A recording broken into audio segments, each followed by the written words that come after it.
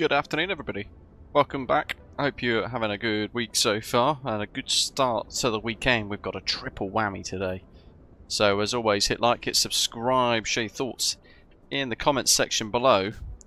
We start our journey today at the new SoFly Budapest International Airport in Hungary, developed by SoFly, and it was released by surprise yesterday during during a load of events at VATSIM Expo. So we're going to be checking it out today for the very first time live, and be curious to hear your thoughts in the live chat as we explore what the scenery has to offer. Quite a reasonable price, about £16 after tax, and there's a GSX profile involved and included as well, which is quite nice. Lots of detail from what I've seen, but I haven't really explored that much. I wanted to leave it raw for today, so I've prepped the jet as much as we can up to a pause where I thought it'd be quite good to show you some extra bits with that, and then yeah, we'll venture around this for a little bit, probably about 20 minutes before we then dive into the aircraft. And we're off today to the new M'M Simulations Sitia Airport, which is on the island of Crete, and it's on the east coast of Crete, typically subject to domestic aircraft, little ATR 42s and 72s from Olympic Airways buzzing around the Greek islands. So we're taking the iFly 737 MAX 8 there today. Short runway ops, very limited parking space. There's only 2 stands available at Sitia, but yeah, it's a beautiful small airfield, and it'd be quite a good challenge for us as well. We'll be checking out the M'M Simulations Sitia when we get there. So we start on the fringes of the airport, this nice little air park thing. What we'll do is we'll kind of venture towards the terminal building, but I do note over on the left hand side there's like an engineering hangar as well.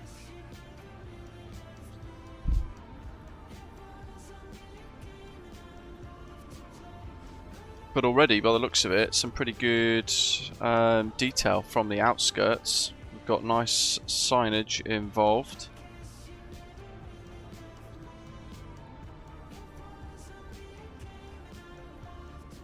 Let's turn that music down a teeny bit, because I think it's a bit loud. What have we got over there? Cargo.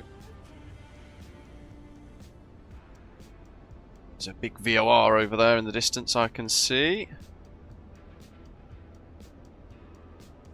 Just want to make sure I don't miss anything key before we kind of venture further away.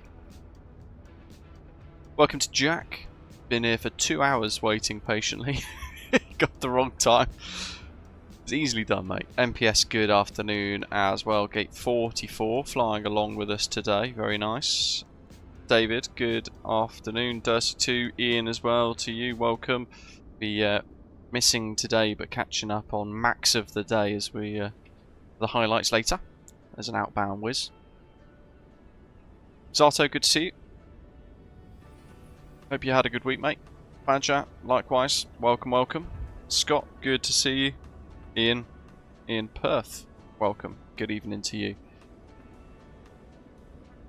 There's a lot going on, isn't there? Hello, Nighthawk. There's tons of stuff going on. We've got VATSIM Expo, the World Cup, loads of bits going on around the world at the moment.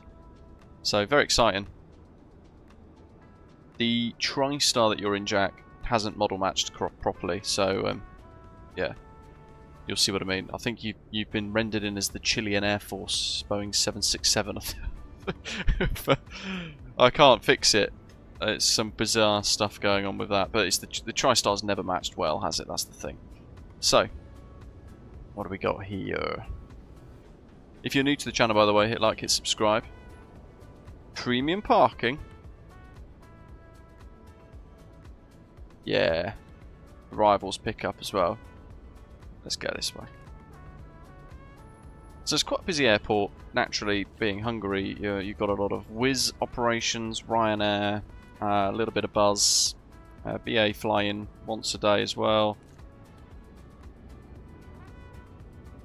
That bit could do with a little bit of smoothing with the transition onto the ramp. Tree there being in the way as well. The terminal building itself looks quite good, doesn't it look? And you can hear a load of sounds.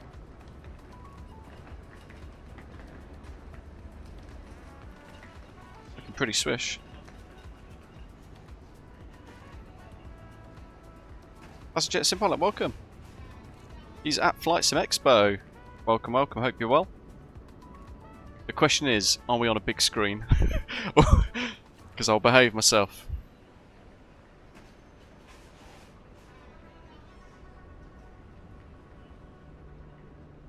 Let's dive on in through here. There's security. Cancelled. Oof.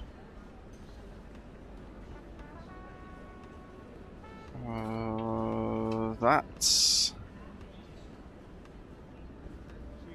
looks AI generated.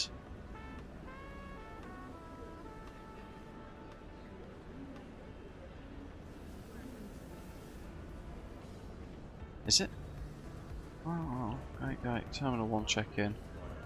Yeah, I'm not a fan of that. That's pretty pretty trash. I don't think that's particularly nice. Fukuoka in Japan, Kuala Lumpur, Taipei, Beijing, Roino, wherever that is. AI Nabil, hello. AI slot. ROINO. I don't understand why. So Roino's in Tripoli. Flight KA897 is a Chinese carrier. It's a flight to Shanghai Pudong and Hong Kong. Yeah, so there's just like plopped loads of nonsense. United Airlines 802 to Kathoa, Tani and Kasa. Okay, that's not a great start, is it? Because the building looks really good. It's when you go inside to explore that's pretty nasty. I'm not a fan of that at all. Just spend a day making a nice texture for it and having it accurate, right? Because there's a lot of detail that's gone into it, as you can see. Look. Across the entire terminal building.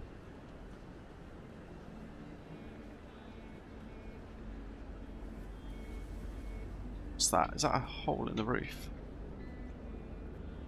Oh, some bad texture there. Is it meant to be a skylight?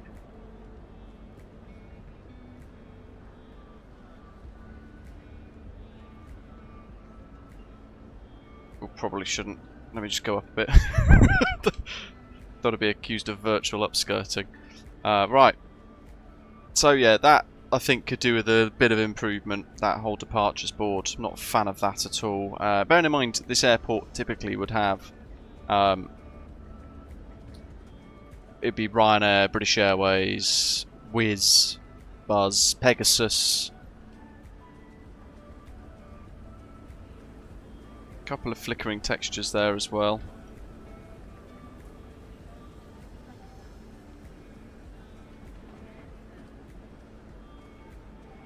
That kind of disappears off as well, and that just kind of stops there. I've just noticed inside check-in. This is a little bit disappointing. Have it so it goes somewhere, not so that it just goes nowhere, because that looks a bit odd. What do you guys think? Just because the bags don't just stop and fall off, do they? And especially when they've made some decent effort to the reverse textures on all of these. I was about to say, especially when they've made lots of effort to make some really nice areas of the check-in zones. There's quite a few issues in there that let that down quite significantly. What about arrivals? Let's punch down underneath. So this arrivals board looks a lot better.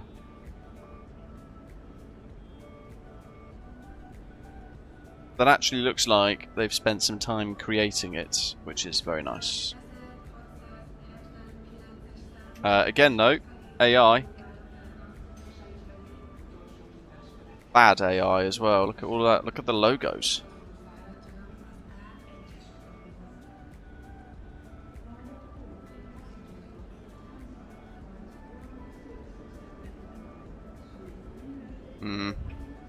Yeah, see, I think the same, like Nabil, I'm not massively bothered about interiors, but I'm very strong on my opinion that if you are going to do an interior, spend the time to do it properly. Because actually when you look, it's all AI generated imagery so far, by the looks of it. Except for some of these signs. Okay, let's back out of here. There's a £10 sign in there as well, which makes no sense because we're in Hungary. They don't use pounds sterling. Cool, so what's in this next bit of terminal building? Which, oh, again, the building structure looks pretty good, doesn't it? So we'll pop onto Terminal 2B. Very impressive external structure.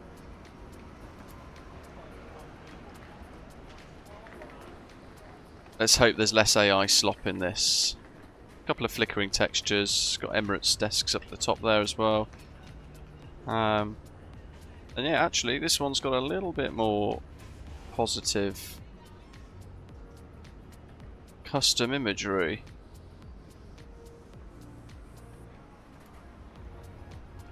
Tensor barriers, check-in zone. Does that just stop? Kind of. Yeah, that just stops as well. But at least, you know, the bits that you see very obviously, the signage and everything doesn't look AI generated. What about this bit? Yeah, AI again. Don't like it when developers are doing this. When have you ever seen a British Airways logo that looks like that? Or yeah, a Lufthansa SAS, Ryanair, very pixelated, Wizz.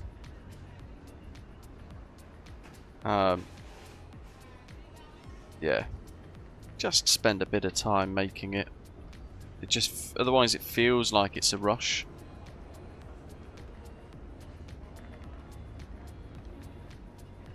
God, WH Smiths, they're everywhere.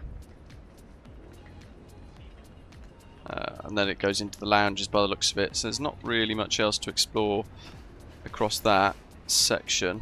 We'll pop our head into this bit just to see what's in here. It's like a bit of a walkway. Yeah. I mean, the externals do look good though, look. This bit here. The forecourt, everything that you see from outside does look really good. But yeah, those AI generated bits, not a fan of that. Right, let's whiz, no pun intended, across to this section here.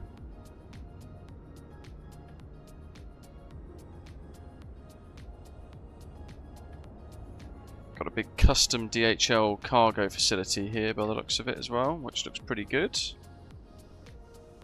I always think it'd be nice to have some lorries and stuff dotted around when you see like cargo warehouses on the outskirts of the terminals. But it's quite away on the fringe, so all you're going to really notice is the yellow blob of the building, so that's good enough for me. Looks pretty good, that building.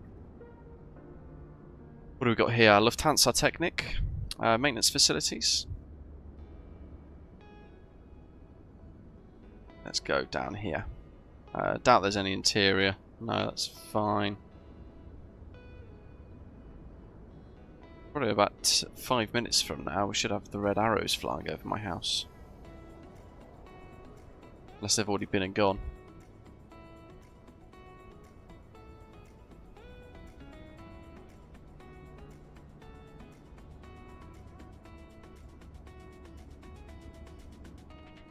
Little control post there as well, and a... what the... is that a static? Or is that on VATSIM radar? I'm just gonna go... yeah, it's a actual traffic. Yeah, exec jet. Alright. That confused the heck out of me. Commuting via the motorway. Straight... Good old VATSIM. Oh dear. What do we got? Let's increase the rotation speed a wee tad. So these bits around the outskirts here look pretty nice as well. There's someone going, I've got no idea what they're doing. Oh dear. And then we've got what looks to be another big cargo facility area, like a big cargo apron. With some quite a weird, unique layout actually. Very old school looking, concrete everywhere.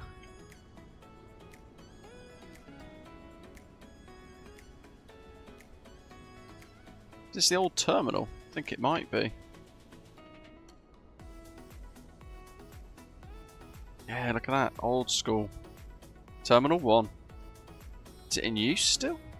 Doesn't look like it. Nicely detailed though. On the outside.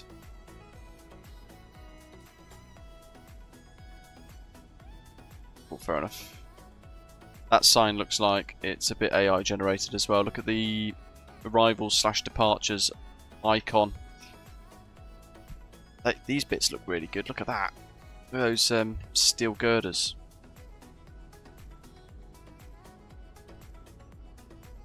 And then we've got the cargo centre at FedEx.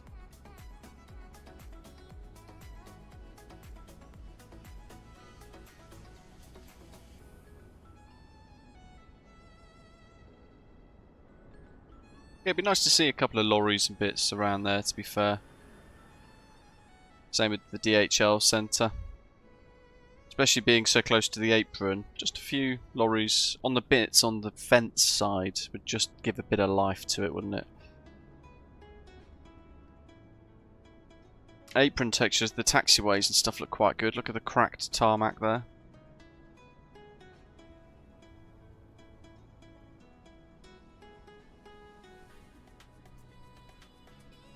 Free one left is the runway we're going to be departing from today.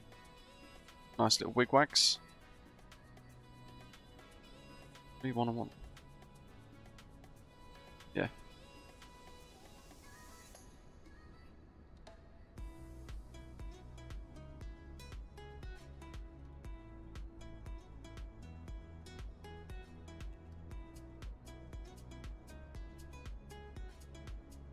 Look at that cracked texturing there. Looks very worn out, doesn't it, the airport there?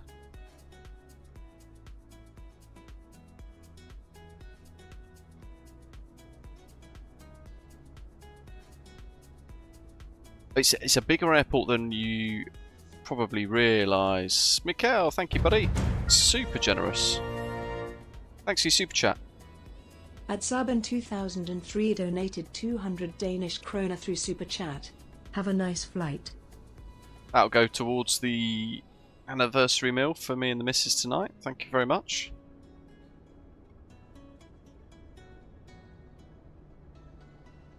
I've been so busy spinning way too many plates that I actually lost track of an entire week. I thought next week was going to be like the 13th of June. But no, today is our anniversary instead. Whoops. What do we got here? Like a quarry type building site thing. Looks like Callum's also the developer of SoFly, who also runs FS Elite. Done a little bit of work there, creating some rocks. Or adding some rocks in.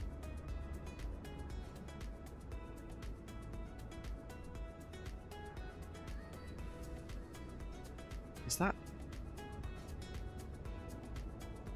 Okay, so they're statics.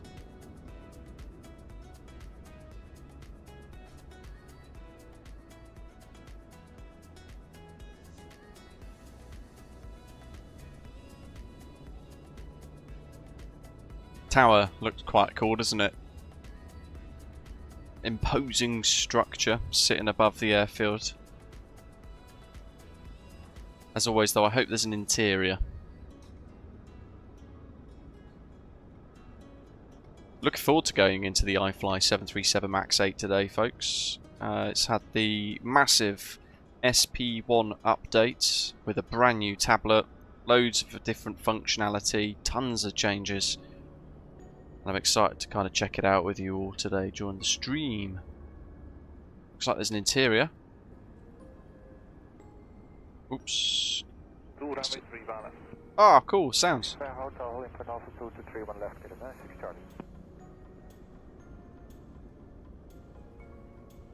By the way, I'm going to be able to bring you guys some proper tower view at some point soon, hopefully. I've got for 2 weeks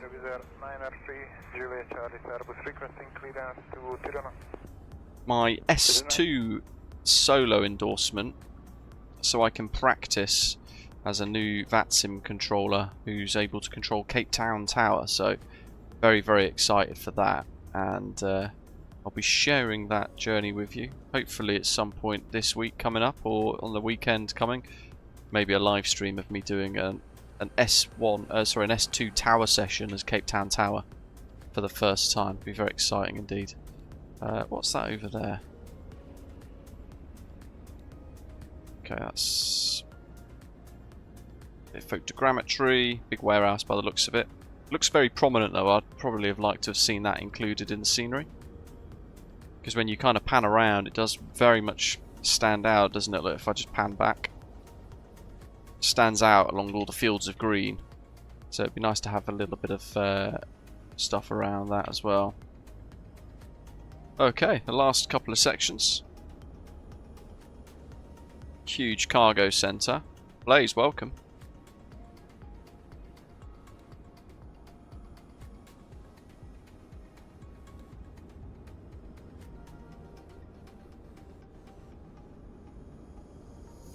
Okay, well I won't be streaming it then.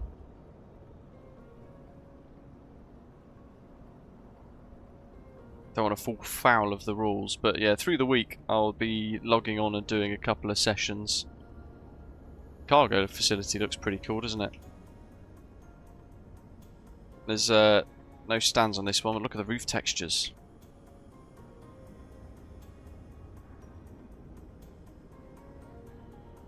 That leads us to the main bits. Let's fire up the trucks and get loaded. We are in the Buzz livery today, a subsidiary of Ryanair, because they found a way to make Ryanair even cheaper. So we are parked here at these like remote stands. We pop our head in. Are these AI as well? Yes, look at that, you can tell.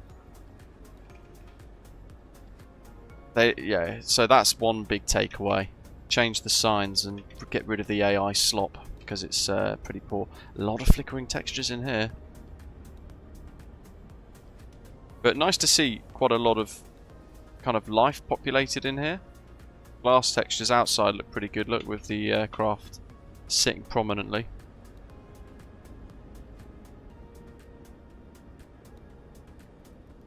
We find where we are, hoping.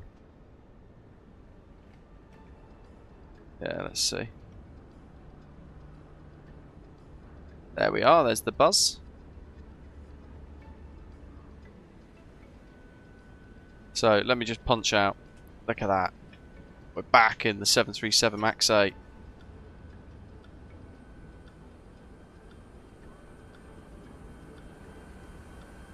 Come on, GSX, make your own decision. Budapest's busy. No crew, just passengers. So custom GSX profile from the folks at SoFly, and they should, hopefully, he says, walk out through that set of doors. In fact, there you go, look, the doors have opened. A little bit of work for the GSX profile though, I think. Just repositioning those vehicles so they don't drive into each other. Very easy fix though. Here come the passengers. There's our first screenshot of the day.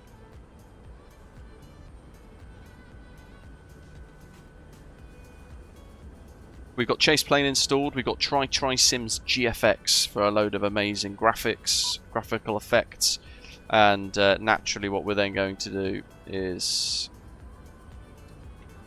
Yeah, good. I thought it was open.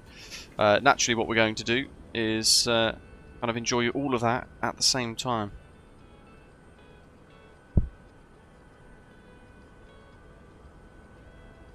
Here come the punters.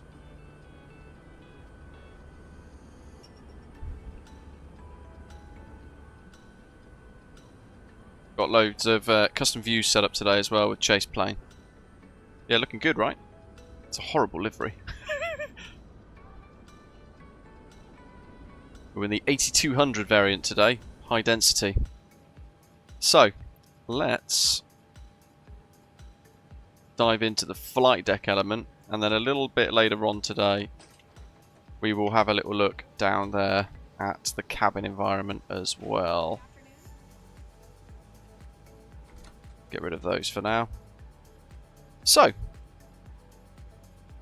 I really liked this before. Here's the new tablet. That's the only thing I really didn't like was the old Boeing style tablet that they had installed into this.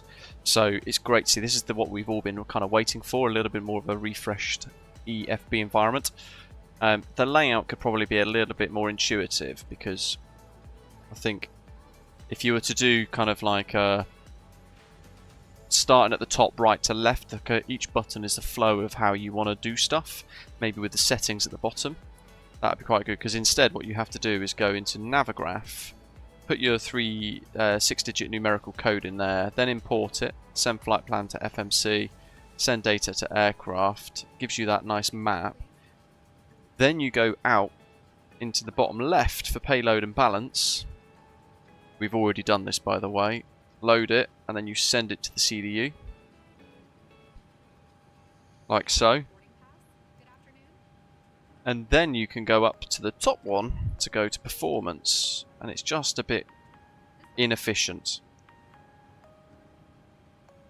We'll just read that data like so. And what we'll do is we'll turn our attention to this. So, we've already kind of prepped a lot of this already. So, POS, all that's done. LHBP to Sitia. And the performance init page we just dragged across from what we had previously in the EFB preset ready to go. So, reserves. Just quickly grab my OFP to find that out. FinRes plus alternate 2.8. What is worth noting as well, actually, none of the wing control hardware that we've got, the Boeing panel, the FMC, none of that works with this. We're going to have to wait for them to patch it, which is a bit frustrating. Because wing control, they make amazing stuff, but the updates tend to come very slowly. +2. Probably doesn't help. A lot of the team are at FS Expo this weekend as well. 10,000 for the transition, cost index 30, cruise flight level 390, 0 fuel weights 59 tons. Does that match my Simbury flight plan? Yes. Jolly good. Execute. M1 limits. And we can look at our performance calculations. It's got 9.1 tons of fuel. So, Justin, good day. Good evening to you, mates. Nighthawk's so sick of AI already. Yeah, the thing is, most of the apps that you see coming out for Flight Sim now are all AI generated one way or another. Right, LHBP, 3-1 left. Runway conditions dry. Flaps 1, in fact no, sorry, flaps 5. Aircon on. Anti-ice off. Let's go for a D-rate 20. We'll just leave that on. Load real weather. QNH 1017, winds 270 at 11, 24 degrees. Calculates. Ooh, that's quite nice. What does show full do?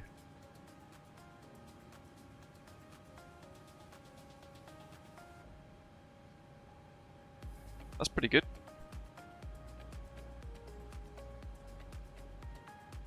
So we can go takeoff 2, climb profile 2. The only thing that doesn't do, by the way, is check against the runway length to see how much usable runway you've got left, how much maybe you're going to use as a calculation. That's the only thing that I'd probably like to see them add in there, like a little diagram to show you how much runway length 3000 with this performance data, you're going to use X amount of runway before you depart, much like what PMDG, Phoenix and all that offer as well. But that's quite good. It's very clear and easy to understand, isn't it? Cell temp 44. Flaps 5. Takeoff trim 655. That should match. It does. Alright, so we're going to go to departures, and with that in mind, 118715 for Budapest Tower. Information Oscar. QNH 1017, and we're stand Romeo 271. Let's chat. Budapest Tower, good afternoon. Magic Sun 165, Boeing 737-8200 MAX. Information Oscar, stand Romeo 271, request clearance to Sitia. Magic Sun 165, Tower, good take, I'll be back in a second.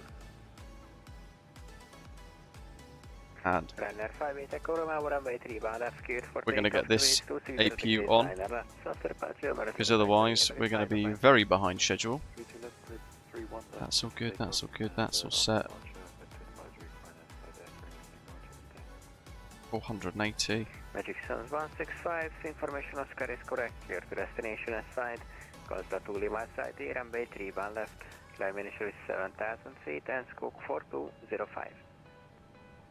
Cleared to Sitia, Gazda 2 Lima departure, runway 31 left, initial climb 7,000 feet, squawk 4205, Magic Sun 165.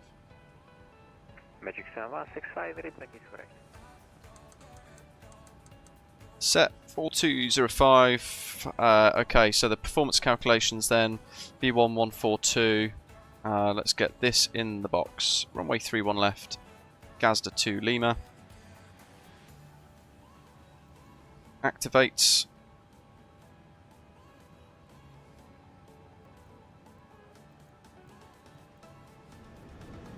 That looks pretty good. We'll take that, and that's going to give us these calculations. 142, 142, 148, which matches that. 158. The plus 10. Flight directors on. Captains, FOs. VOR set to 307. Let's do the departure brief. So, long taxi today, team. Out onto Mike, around to Alpha 2, full length 31 left, departing northbound, quickly committing to a left turn 200 degrees, max 230 knots at Budapest 801, routing out to 822 and then 122 degrees left turn to Gazda. Nice and easy. Routing today is going to take us off over Eastern Europe, through Hungary's airspace, and then we're going to go over Romania, and then working down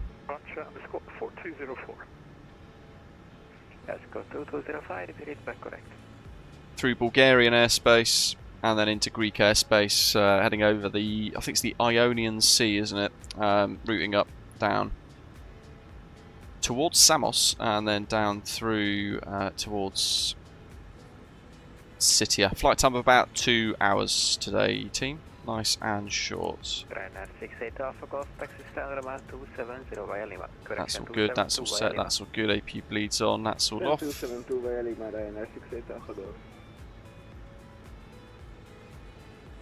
GSX. Prepare for pushback and departure. There's the ground crew.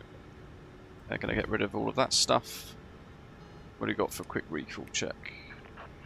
Many things. Let's go legs for that one. That's all set.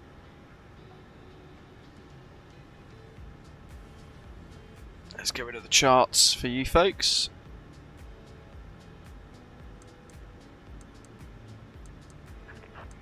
Quickly flick that to 1173 so we get VOR 1 set to Budapest. And we've got fuel in the centre tanks as well.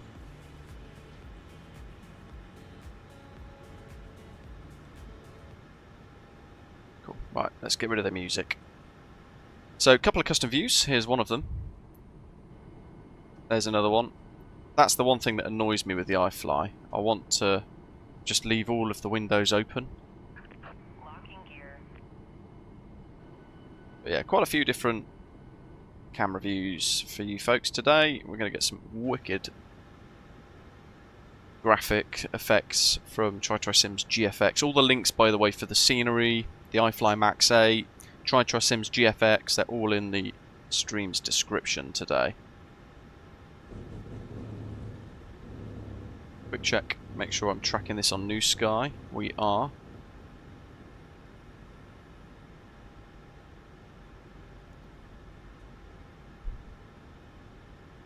Let's get rid of that.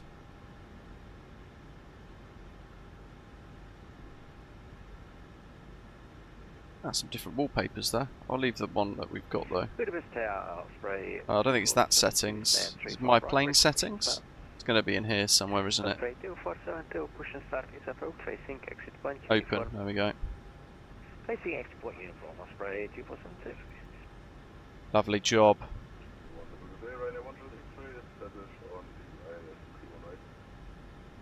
Runner 1 Juliet X-ray tower, good day, runway 31 right, clear to land, wind 250 degrees 11 knots.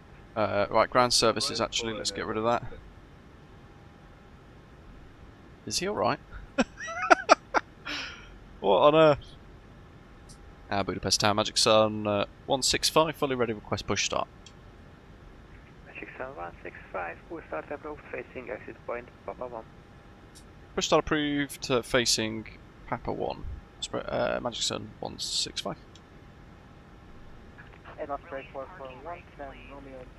Oh, that is all good, that is all good, that's all set. Parking brakes released. Yeah, there is, so that's that setting and that we saw a second ago.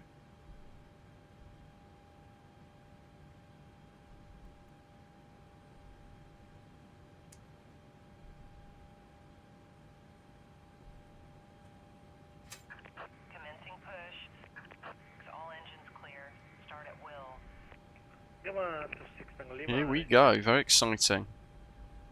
I've enjoyed the 737 MAX 8 for a long time. I think it's an awesome product. I did ask the iFly team to preview it, but they never actually bothered to get back in touch, which was a bit of a shame. Engine 2, mission no ground.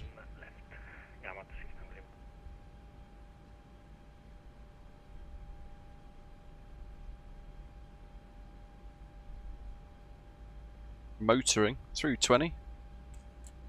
Your control lever to run or idle.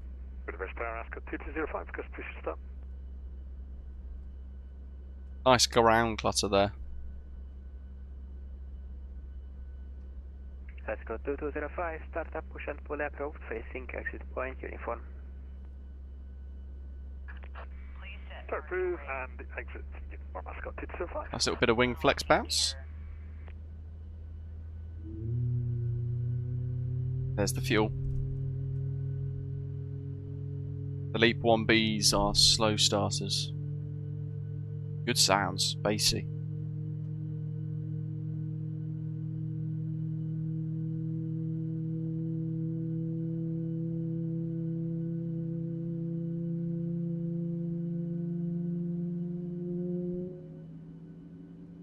I mean, that does sound bloody brilliant, doesn't it?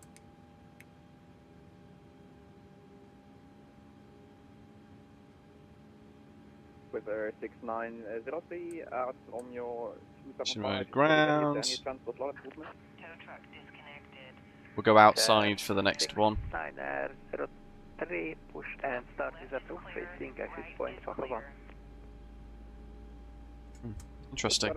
Facing exit point, Papa 1 with 6903. I'd set that. Come on, 26 Tango 183, that's clear for takeoff, the minutes 29 degrees, bound 4 knots, after departure, Mariner advisory, goodbye.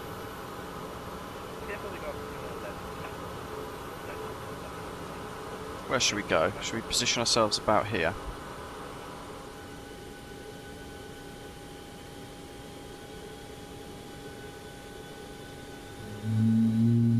Jeez! But GSX ruining the immersion. Those sounds.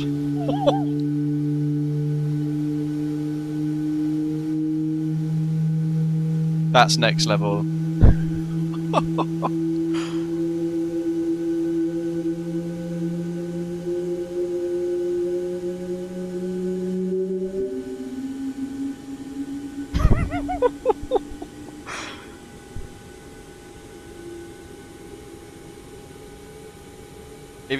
Did you hear that slight change of frequency and pitch there? You heard it just settle in and then just get the fuel injection, just it's settled and stable. There's a little change of pitch right at the end. There's some of the best sounds I've heard in startup. My goodness. That's another level. Wow. It does have VRAS included back working again as well, which is huge. Let's get them sorted, that's all good. Probes on. Recirc fan automatic. Packs on, auto, set, good, that's all on. APU off, they're both on, set to that. 400 pumps. Okay, right, control checks. Check the rudder deflections.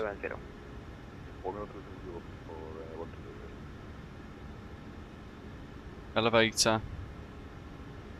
Yeah, the VRAS was a key feature of this in MSFS 2020, wasn't it? And then because of MSFS 2024, it meant that that feature effectively got lost, but we supplemented it nevertheless by using... Actually, that's set 6.55, happy days. By using the VRAS on Contrail, which is pretty cool. Weather radar, terrain.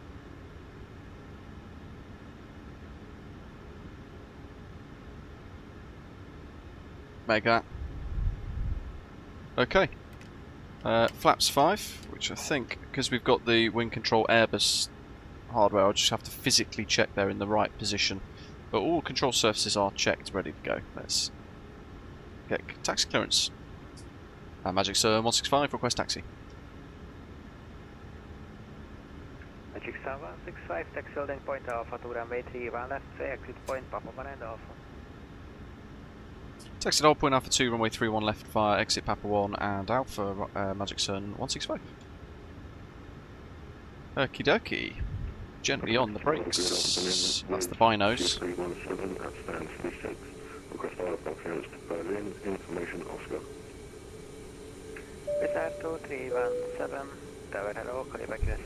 Ronald Beato, welcome on board. Thanks for subscribing to the channel, mate. Where's exit Alpha 1? And Juliet X-ray on Lima, stop before Papa 3. Papa 3, sorry? Yeah, on Lima, stop before Papa 3. Roger.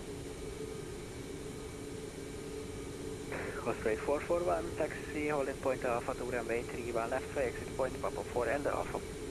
Papa 1 and Alpha, so it's going to be left turn. We've got the heads-up display on some of these models as well, which you saw it flash then. Because we're in the cheapo Ryanair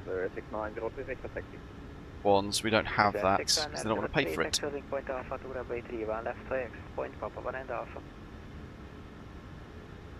Okay, that's all good. It's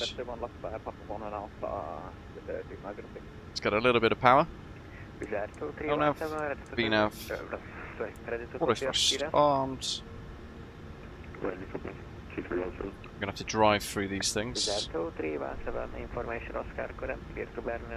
enjoyed today, as always, press that like button, folks. Right's clear, and left's clear. It's a really nice airport, this. They have done a good job, except for the AI signage, which is pretty rubbish, as we saw.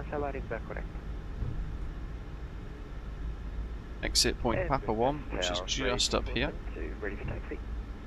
And then it'll be left Alpha. Osprey 2472, taxi holding point Alpha to runway 3 bar left, exit point uniform and Alpha.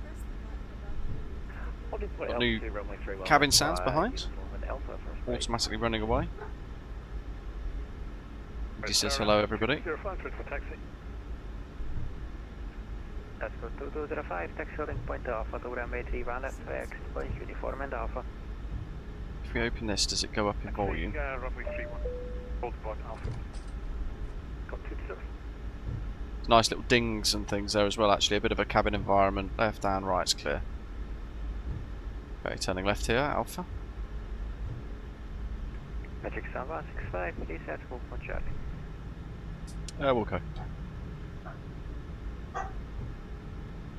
Wheel at one side, straight in. The wheel.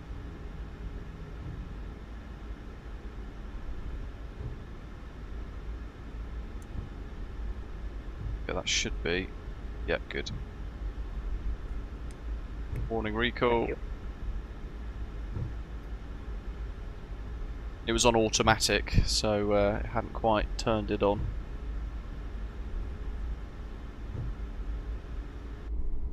Pretty cool though. Look at that wing flex, that bounce. Osprey 2472 before intersection. Really nice. Uniform on Alpha. Look at those aileron deflections there. Coming from your right to left. Hey, 7, give way to traffic coming from right to west, Osprey 2472. Whee! There's Ian. So AV2's straight ahead by the looks of it, and then we've got 122030.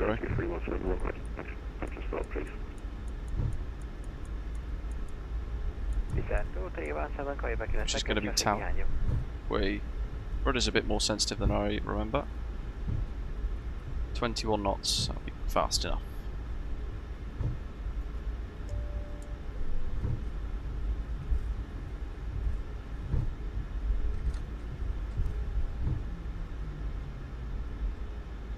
Magic Sun 165, runway 3 1 left, clear for takeoff, the wind is 270 degrees, 10 knots after departure, marker advisory, goodbye.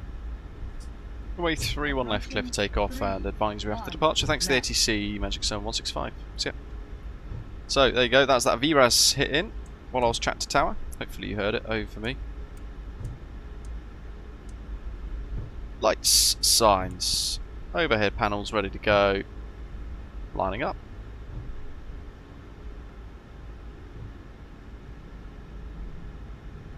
Desire 6 left, fill up 3 behind the departing, Ryanair bearing 737 MAX 8, line up and wait, runway 3 1 left behind.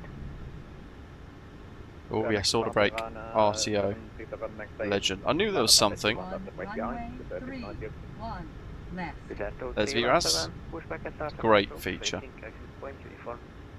Okay, right, so hoping I've got all my keybinds set correctly. Desire 2317, push start approved, facing exit point uniform. Start approved, facing uniform, 2317. Stick forwards, a little bit into wind. Brakes off. Let's hope this is the toga switch. Toga. There's the GFX. Such a great effect that.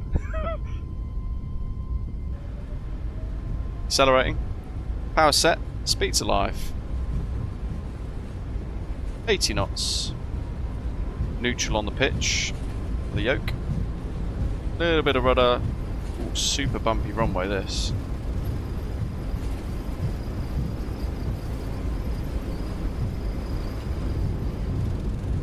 V1, rotate.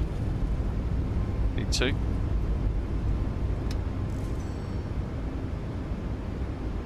Positive rate. Gear up.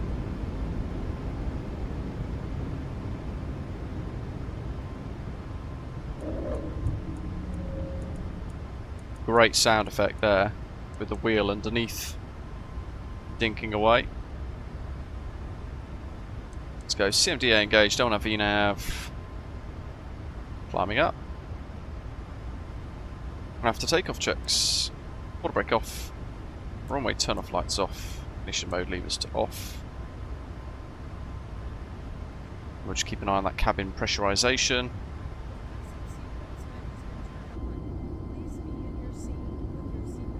cabin announcements for us. Let's go to this one for some flap retraction. Flaps up.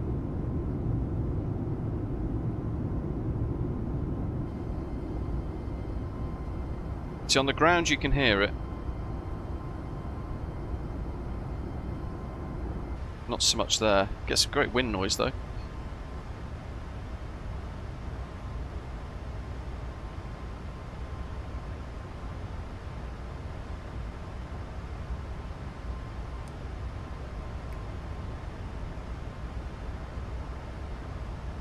It's great to be back in this. We go to Navigraph as well. We can zoom in. We can see our progress. We've got terminal charts as well, so we can see specific charts in relation to our location and all that sort of stuff as well. Departures and all that. It's good. Okay, let's keep on going. 39,000 feet.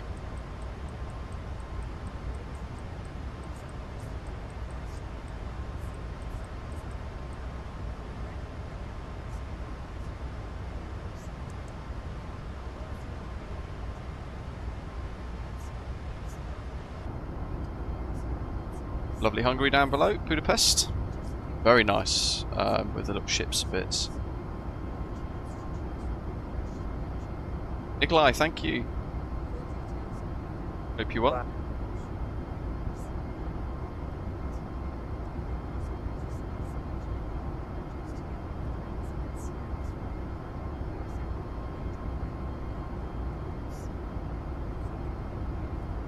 Suppose we've. How's the LNAV VNAV after the updates? We've just taken off. This is our first flight in it today, so we shall find out. But so far, pretty good. What on earth is going on there? It's one of those special zigzag jets. Wouldn't want to be on that. Jose, welcome. Ooh, that I'm not sure of the answer to that, buddy. Landing lights off. Seatbelt signs off.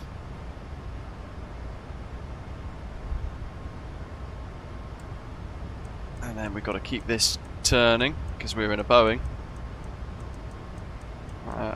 There you go, Sleepy Way says, yeah, it is for FS 2020. Thank you, buddy. Yeah, I wasn't sure because I don't use Microsoft Flight Simulator 2020 anymore, if I'm really honest. Standard pressure, standby instruments, standard pressure. And I know there are a lot of developers now that are just solely developing for 2024. We're up. Oh yeah, Seafront Simulations Global Shipping 32 is game changing. It's such an immersive experience having all the ships around, isn't it?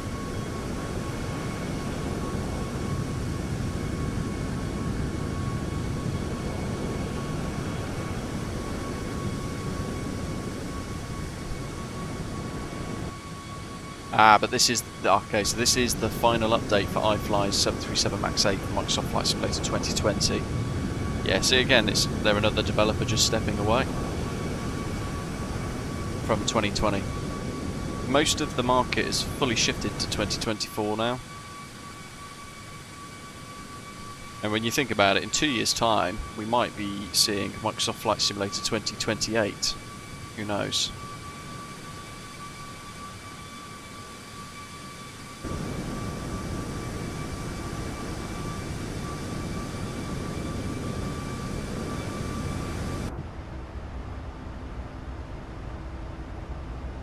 Okay, let's switch that across. Let's have a look in these settings then, shall we? My plane. Okay, so that's all good. Cabin background sound, we can toggle that on. So we should be able to hopefully hear some noise in the cabin around us. We'll start at the top though. Lots of options here. We've got the Leap B28s today. Joystick sensitivity, 8%. I might actually turn that down to 6%, because it did feel a bit twitchy.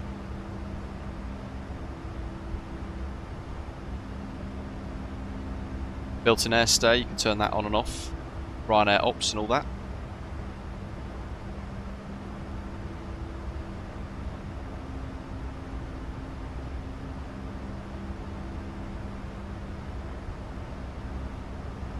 Loads of options. Very nicely laid out.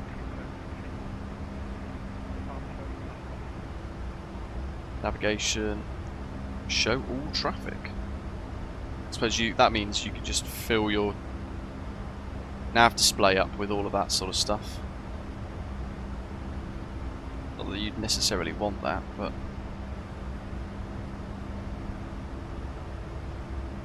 round dial indication for your digital fuel, so you get, there you go, like that, hot swap.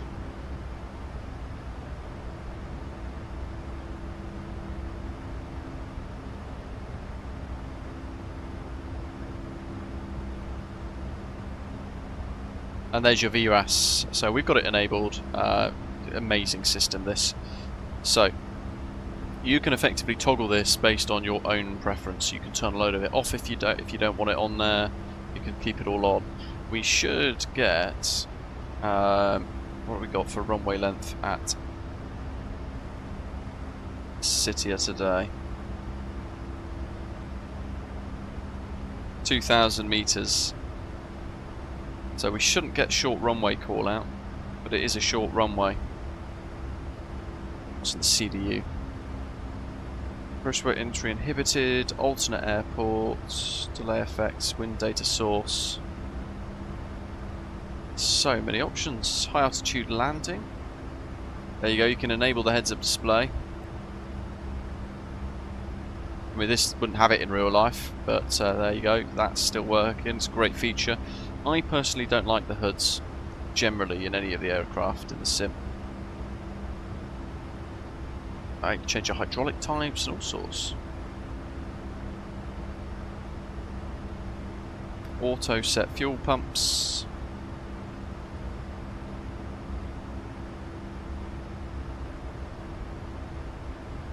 Yeah, loads of different options there, very cool. It's nice to see there's a manual included in here as well, and all of your failures. So you can just trigger a random failure, should you wish. And then you can install cabin sound packs as well, by the looks of it. Which over time, no doubt, will get built up. Very cool.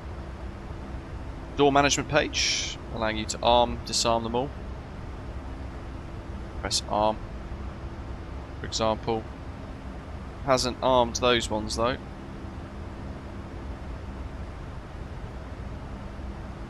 Won't fiddle around with that in flight too much. So yeah, very simple. I think they just need to change the layout of the apps so that it follows along. Maybe have all the settings at the bottom and then just have the bits at the top that where you flow through. So you load in ground services, Navigraph for your flight loading bits, sim brief followed by payload balance followed by performance. I think a change of layout to be a bit more logical would be a nice touch, but overall very impressed with the changes that they've made nevertheless. This is the iFly 737 MAX 8 Clio. All linked in the description. Is in the title in big capital letters almost as well.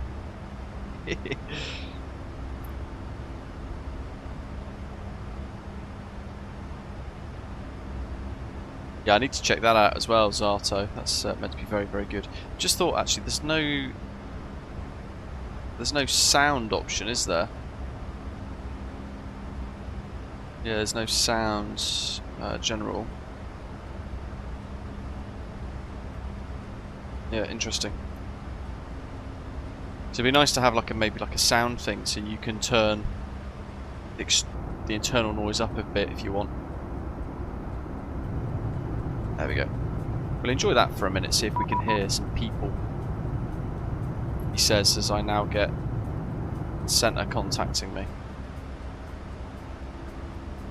122030.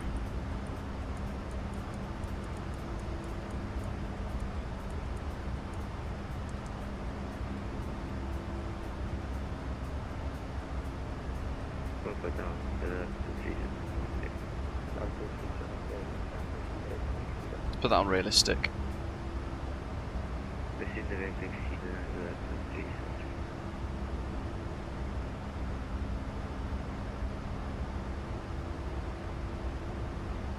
Right, here we got Bucharest radar.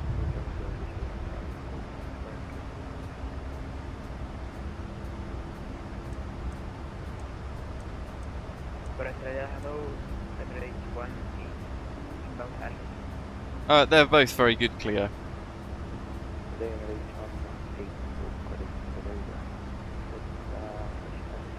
Centre tank's nearly empty, look. So we're going to have to turn the centre tanks off in a moment.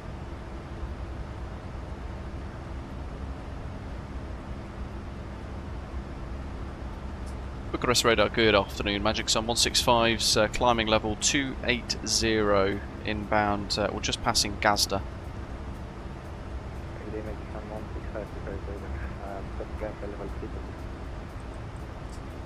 Stop climb, flight level 320, Magic Sun 165. Does it have a headphones option still? It was down here somewhere, wasn't it? I can't remember. There was like a hotkey, wasn't there, for headphones, but I can't remember for the life of me what it was. It's been a while.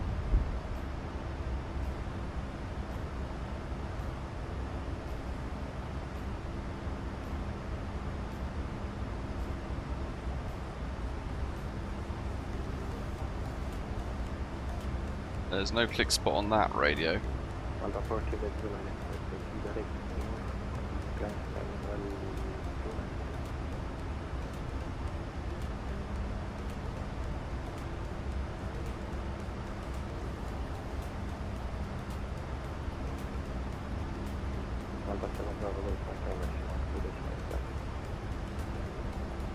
It's the switch in the comms panel center pedestal.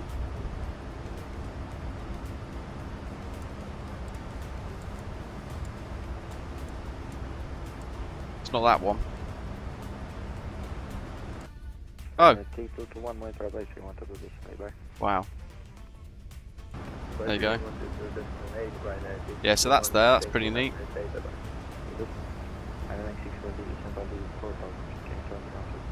Goes very quiet, doesn't it? FMC com. We got menu.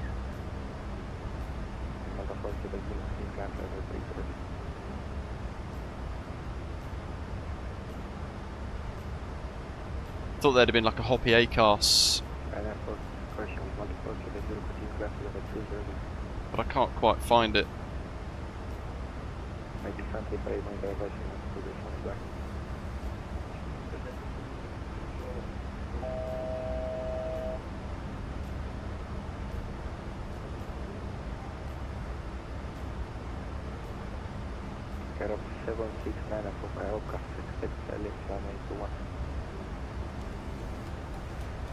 Did he just hand me off to...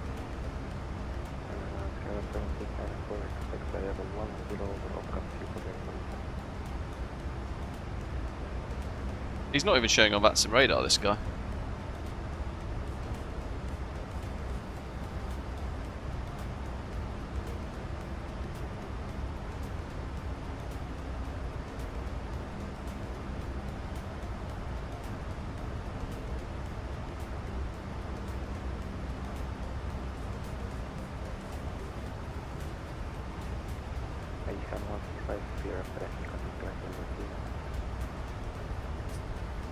Continue climb, flight level 390, thank you, Magic Sun 165. It was a different Magic Sun. M1 mode, enough speed.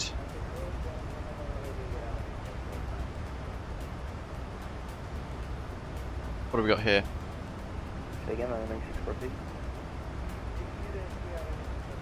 This is quite good. It's got all of this in here, ready to go. Including instructions on how to get your remote display for the CDU, that's quite clever.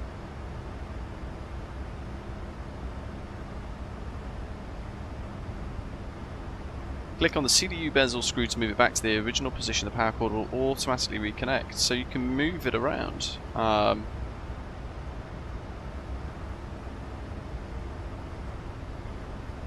clicking on the upper right CDU bezel screw. Boink! Look at that! very good for when you're in pre-flight. So when we were chatting before, we kept looking left. Then there's their feature now. You can pop it on the left-hand side. Very cool. And then you click it again, and it snaps back to the left-hand side.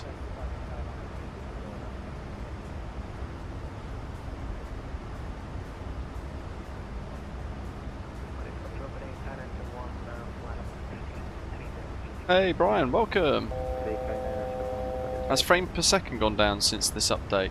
No, I've got my sim capped at 60 frames per second, and it's been pretty locked at that the whole time, actually, to be fair.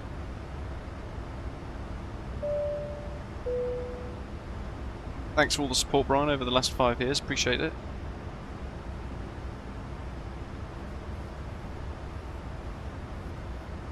Doesn't look like there's any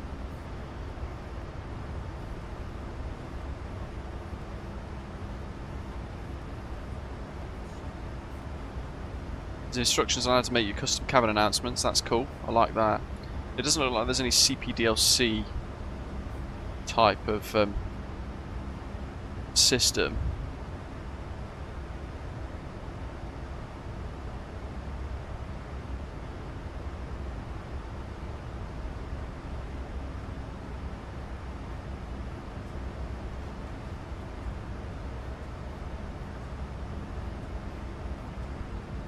Very good manual though. Systems operation. It's 81 pages. Wow, including checklists. Operational supplements. Interestingly enough, they're not wanting to load.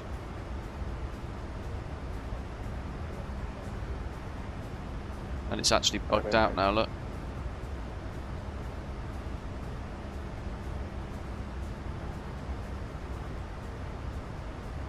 You got your OFP here, which is very nice, so you can drag that about and have a little look at your flight plan, runway analysis, all of that stuff, nice and neat. And then we've got Sitia there, just nice, quick number 2. We can have a look at some of the approaches. Though interestingly,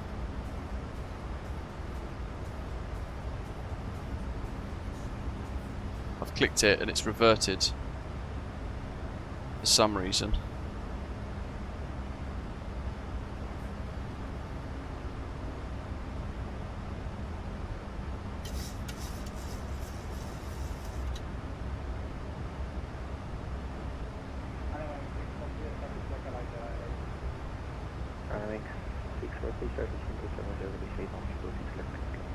It's reverted to LHBP, which is not correct.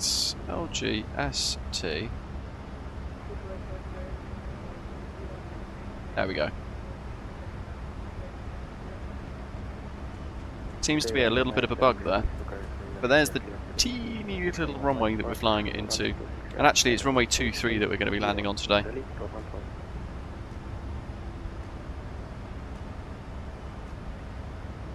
Like so.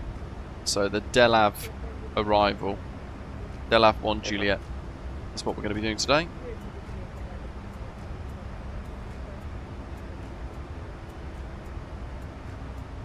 Let's view our DME approach with a circle to land to the north if the runway is 05.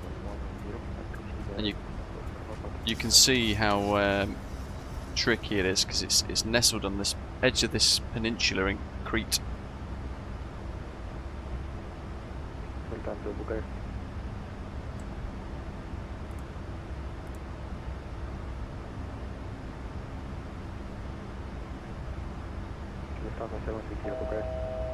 Brian, yeah, it is easier to set up.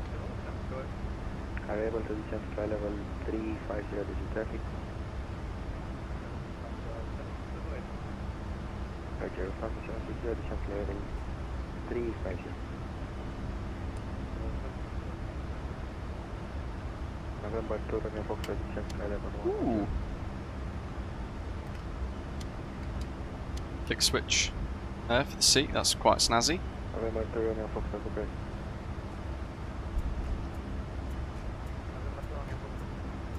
Descent fly level 106. Okay, so let's chat about the arrival a little bit more, shall we? Because we've got a bit to plan. So, Delat 1 Juliet, and it's going to be runway 23.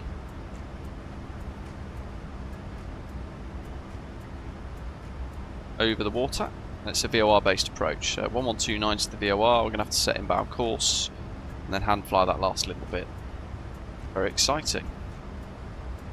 Missed approach is a bit tricky because you've got that orange bit there. We break off north, turn back on ourselves, we fly almost like a kidney shaped missed approach. Delta 031 right, and then round to Oskim to join the hold.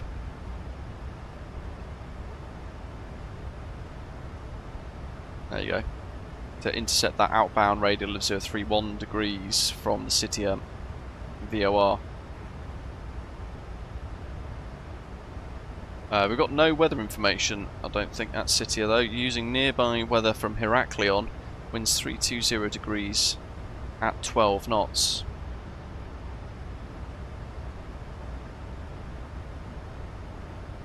So let's get that put in the box. So LGST arrivals, runway 23, Della 1 Juliet. Interestingly, there's no mention of VOR there though.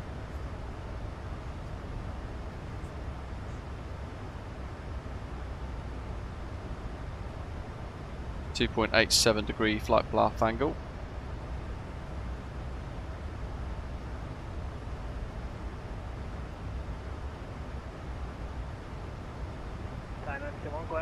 Oh, there you go.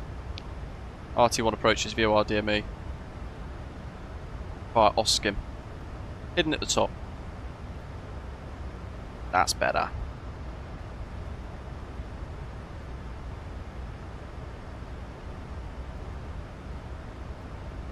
Then we can have a little look at the plan.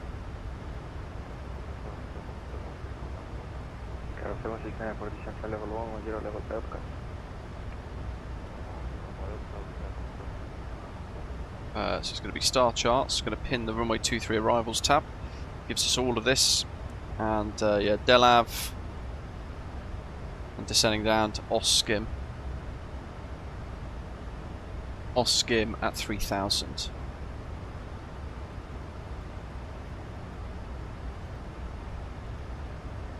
So just got to change that because it's going to re-sequence the box.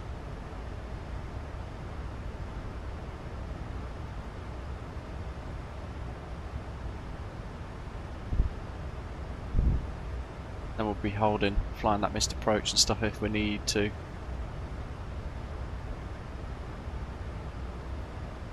Let's grab those descent winds as well.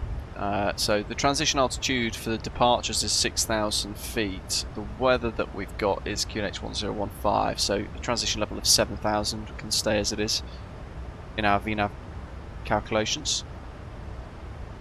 QNH 1015.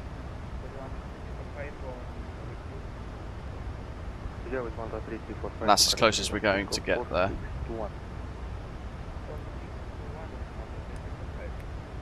Quick check of that. We can set 223.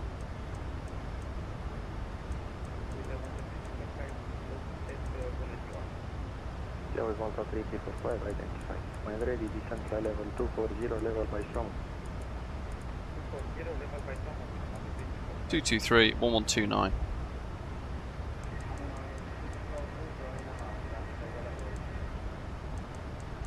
Roger, with Malta 643 on runway heading climb and take 4000 feet. Expect vector for left runway 26 left.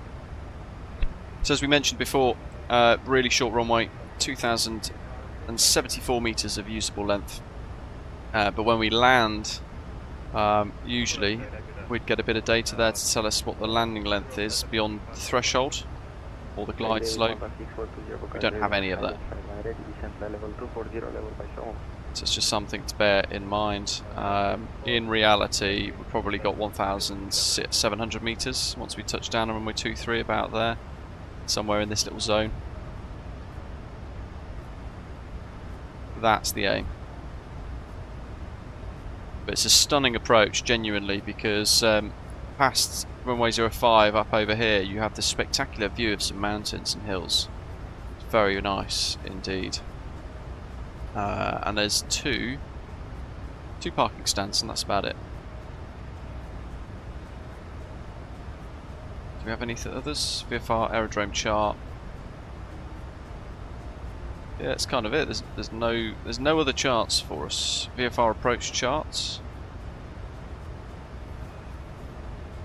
Oh, that's quite a good one actually, because it shows you some of the airspace depicted around the island.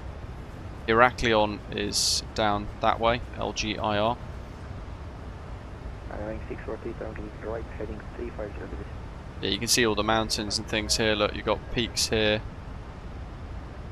3 peaks there. You've got another peak there at 2,227 feet. You've got a building there at 1337, another one at 674. There's quite a lot of terrain and stuff around as we fly on in.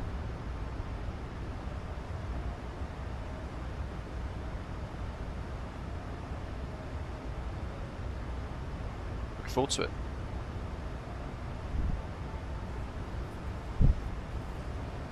Thirsty's just overflown St David's, Pembrokeshire, very nice. You're enjoying the Black Square caravan, aren't you?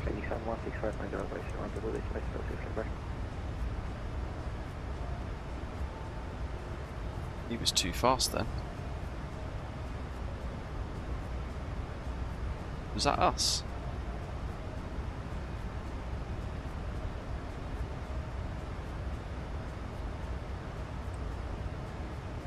Just realised I had 39,100 on the box there. Let's just correct that.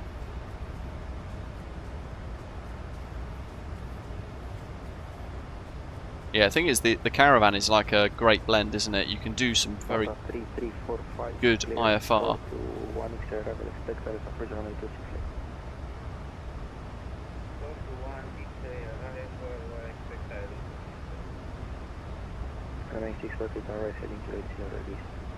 It would help if this guy was on VATSIM radar, but he's not.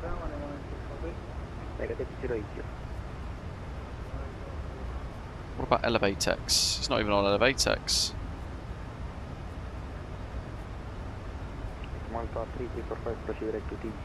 Oh no, he is.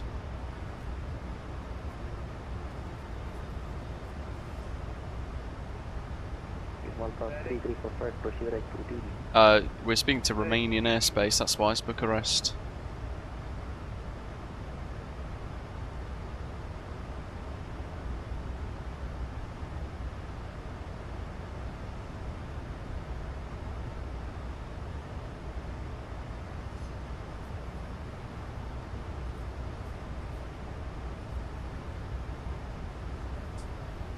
From Magic Sun 165, did you hand me off to advisory a moment ago?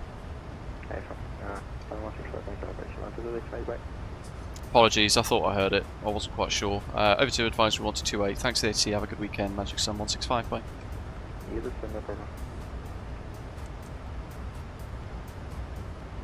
If in doubt, just ask. That was burning away at me enough to think I had missed that, so. Right, let's walk the cabin, shall we? Hurrah! Look at this. It's always been an impressive cabin environment, to be fair. Let's pop that closed. Got the toilet from before with flush.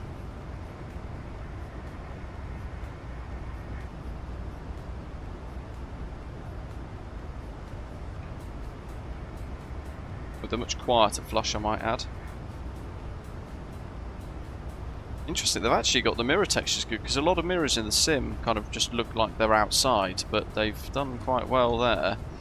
Really cool galley area. A couple of pixelated textures though. But no AI slop, thankfully, like we saw in the scenery. Just carefully crafted textures. And we got this like before in the previous version, so we can change various elements of all of this. Turn different lighting systems and things on. We leave it on automatic though. We can walk through the cabin environment. And yeah, I forgot actually all of this. They've got all of the customizable cabin lights and things.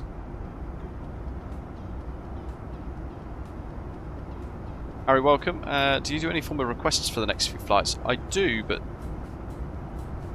I had like a flight request section on our Discord server, all for the right intentions, but it's almost impossible for me to do anywhere near enough to chip into them, because effectively I'm constantly reviewing and checking out new scenery, so it means that I can never get around to doing a lot of those requests.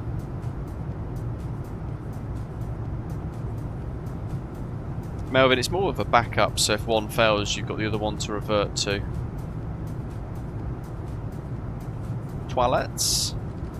Double toilets. Double flush. Very nice. No, we haven't done anything to Spain for a long, long time.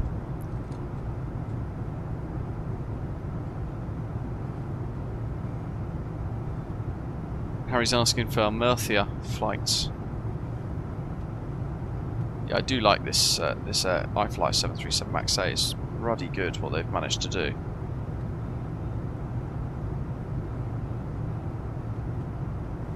It's a great cabin layout, especially this overhead lighting system that they've done. Very nice indeed.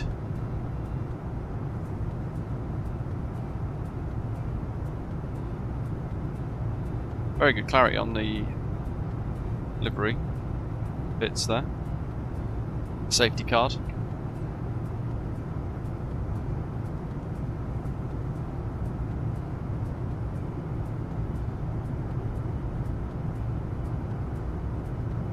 Yeah, both the Black Square Bonanza and the Blaron are really good as well, Durst. You can't go wrong with any of them, to be fair. It depends just which one you prefer more than the others.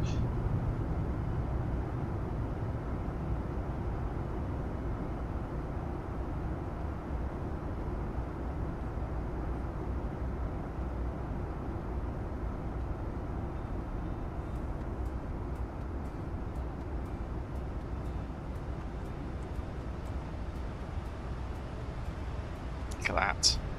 Very cool. Yoink. Lots of little details. Missing a stripe there though. Got 4 stripes on that. Yeah, here's that mechanism again. Look for the seat. In fact, you can click there as well. Look for the actual handle. That's quite nifty.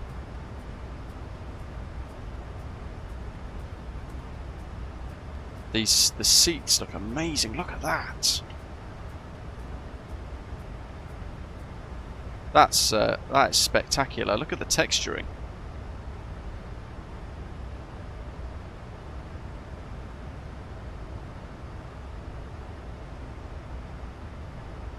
Very cool.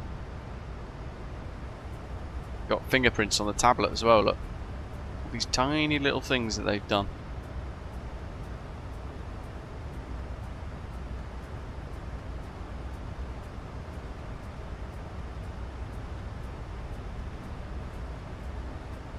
Let's get real up close to the switches. Yeah, look at that. Super, super, super, super. Very cool. Those seats are insane. Buttons there. Just press one, look. Nice little depression. Look at the reflection on the screen as well. Reflecting the MFD above. Which, by the way, are like super crisp. Look at the pixels. Honestly, it's so good. It's really impressive. Very, very nice indeed.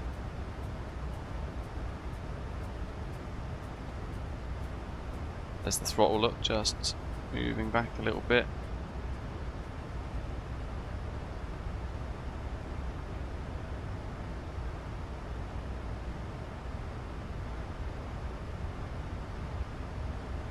What else have we got? Let's have a real close look at these as well, because the knobs are always a bit of a thing on the Boeings, aren't they? Look.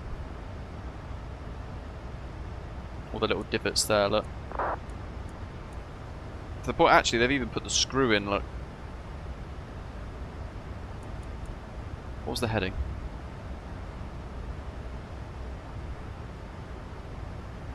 223. Good, that's fine.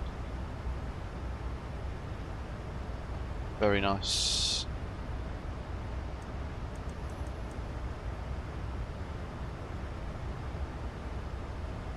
Does the LCD have a dead pixel? Where? Which one are you looking at? Oops. You looking on this MFD somewhere?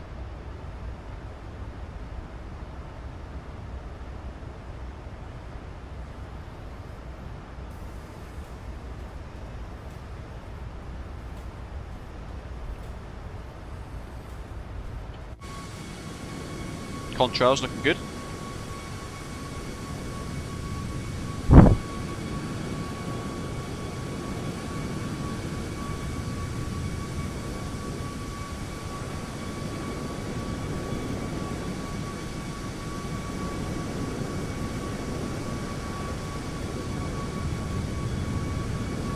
So you've got the standard 737 MAX 8 cabin configuration with this, but you've also got the high density 8200, which is this one that we're in today, which is like the Ryanair version. I'm just on normal Sim Update 5 stable, Brian.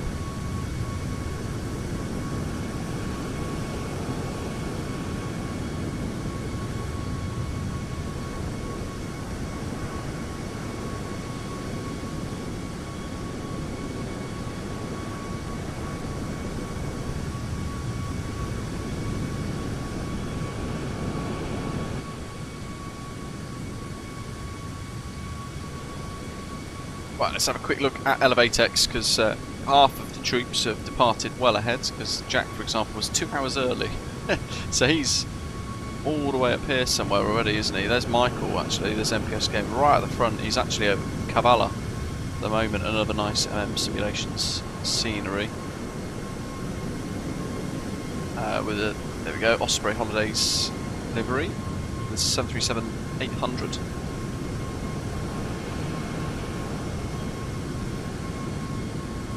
And then we've got, where is it? There's myself. Where's Jack? I saw Jack's further up. There we go. There's Jack. He's just over Kavala now, passing over the island of Thasos in the TriStar.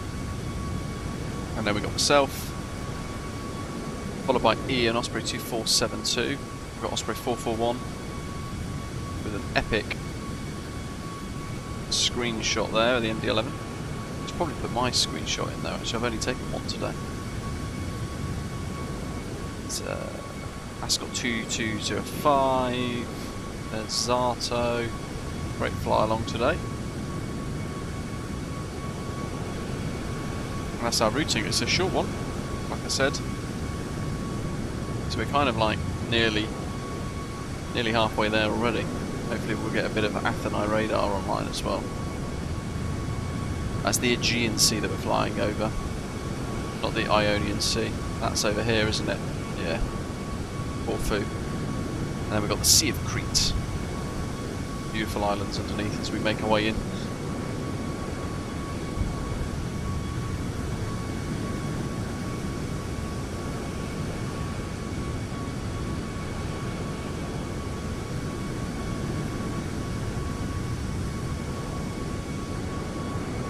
Brian's on Sim Update 5 Beta, much better. As in like more stable on performance, or what are the changes that you've noticed comparable to the stable Sim Update 5?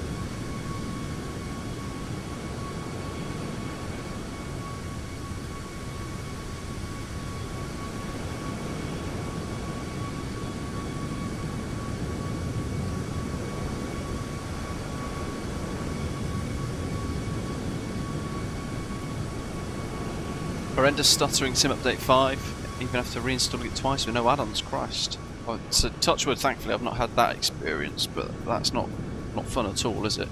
It's good that you've managed to solve it though with the update. Yeah, Zato, I'm not convinced you're going to stop, mate. Who's been watching Flight Sim Expo? I caught little glimpses of it yesterday. Lots and lots being announced though.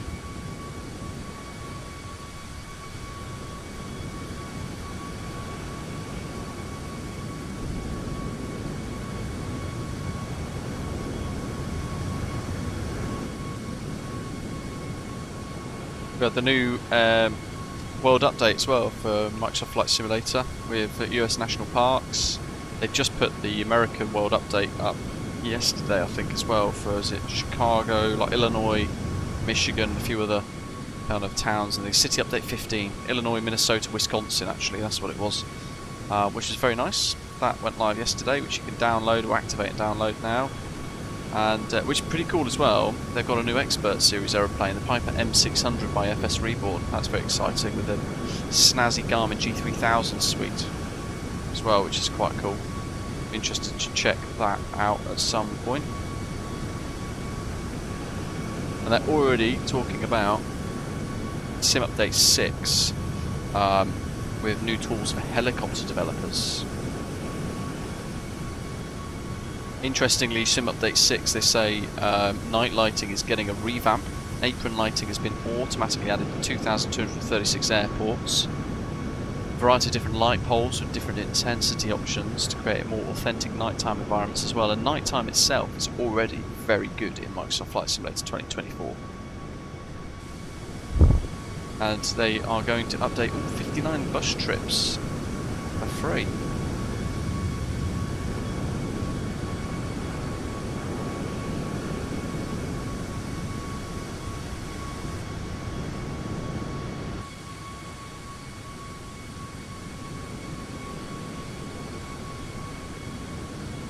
Avionics Update 5 with a new famous flyer, the Boeing 707, rebuilt by working title and INI builds in response to customer feedback. So again, there's a lot coming forwards with a huge roadmap for Microsoft Flight Simulator 2024. It's very exciting.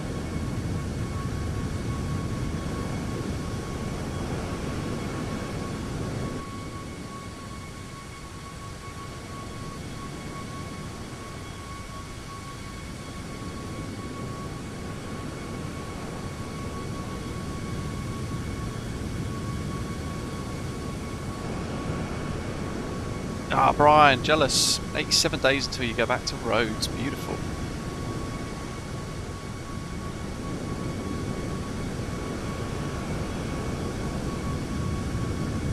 Ed, good morning. Really enjoying the iFly Max 8, taking a flight now to Cleveland.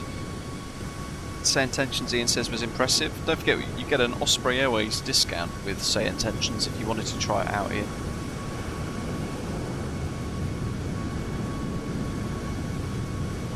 Whiskey Mike, good morning to you. No worries at all, hope you're having a good weekend. Compared to the Phoenix, it depends on spec. It's very, if I'm honest, it's almost impossible to draw comparisons unless I talk about my own system. If you've got a slightly different CPU or a slightly different GPU, you're going to have a different experience, but performance for me for the iFly Max 8 has always been very good anyway. As I said earlier on, I have my simulator capped at 60 frames per second. I'm just watching it again now, it's constantly at 61, 62 frames per second. It's just sitting there very comfortably, even on the ground at Budapest. It's very, very good performance, but then the Phoenix performance as well has been very good lately, so they're much of a muchness.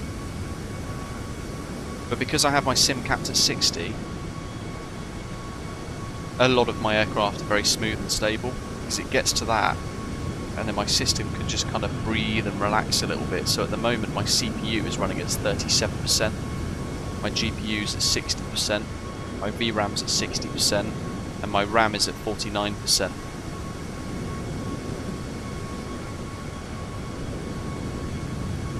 And that's, you know, whooshing around with chase plane doing its cinematic thing.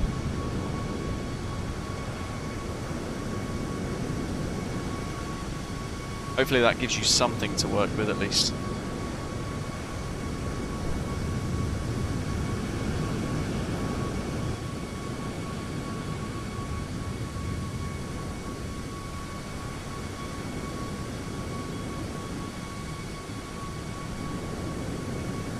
Yeah, 3 new features from Say Intentions. Listening into ATC audio. Charts, developed in conjunction with Navigraph, but built into Say Intentions, which is quite smart. Plate brief, they've called it. And then backtrack as well, so you can basically rewind down your flight path if something goes wrong, and then just carry on from there, like if you're unstable on approach, they've said. Some smart features that they've developed there. Navigraph as well did like a piece announcing loads of new features. Again, they're constantly improving and developing their product. They're phenomenally good. Oceanic track support, new VFR chart coverage, improved taxi routing, new avionics features as well. Lots of stuff that they spoke about. So Oceanic tracks giving you access to different tracks with your Navigraph application,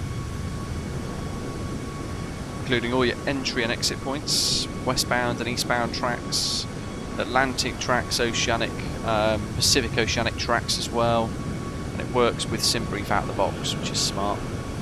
And then they've expanded the VFR coverage, so the FAA sectional charts have been in place around the US for a very long time. We've got some charts around the UK and some around Europe as well, but they are pushing an update soon to full VFR coverage for Brazil, Southeast Asia and the Middle East, with the latter two sourced from AAD Aero, with the former being a paper chart-like solution, they say. So they're absolutely smashing it out of the park at the moment. A change has been made to how Jeppesen charts are updated as well, so when they, instead of updating every AIRAC cycle, they now receive weekly updates, so when a layout changes for an airfield, we get that change faster.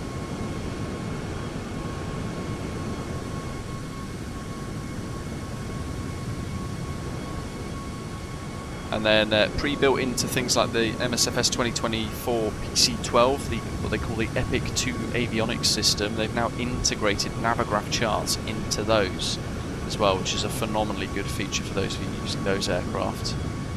So that's where like Navigraph, having an unlimited Navigraph subscription is so key for an add-on in simming. You can get anything. It gives you so much capability.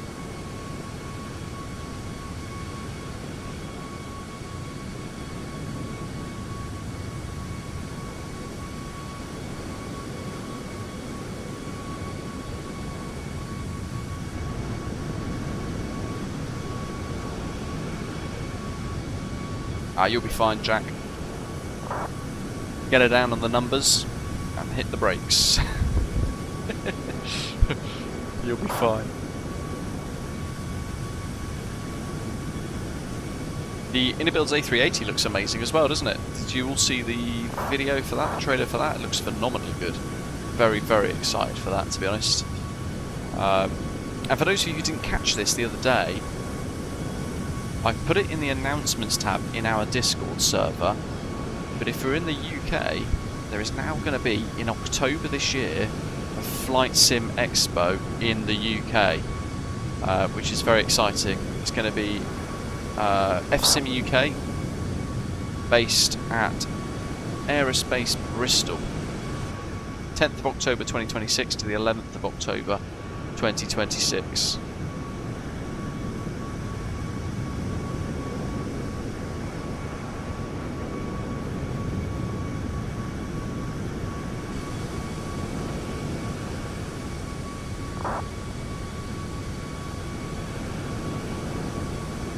I'm just trying to dig out the website. It's going to be held at Aerospace Bristol. There's a massive concourse there.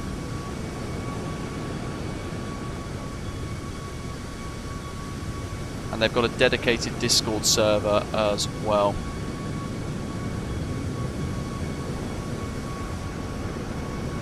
And they've also got 10% off the Village Hotel, the Village Bristol Hotel, which is where I'm staying for the event. They've got code AERBR to get 10% off your stay, and there's loads of rooms still available for that. Yeah, I booked the Village Hotel from Friday through to the Sunday, and it's only a short walk away to Aerospace Bristol. But it's also awesome because if you book the, so I booked the Village Club double room or something like that, or Club King or something, and it gives you access to their swimming pool and gym.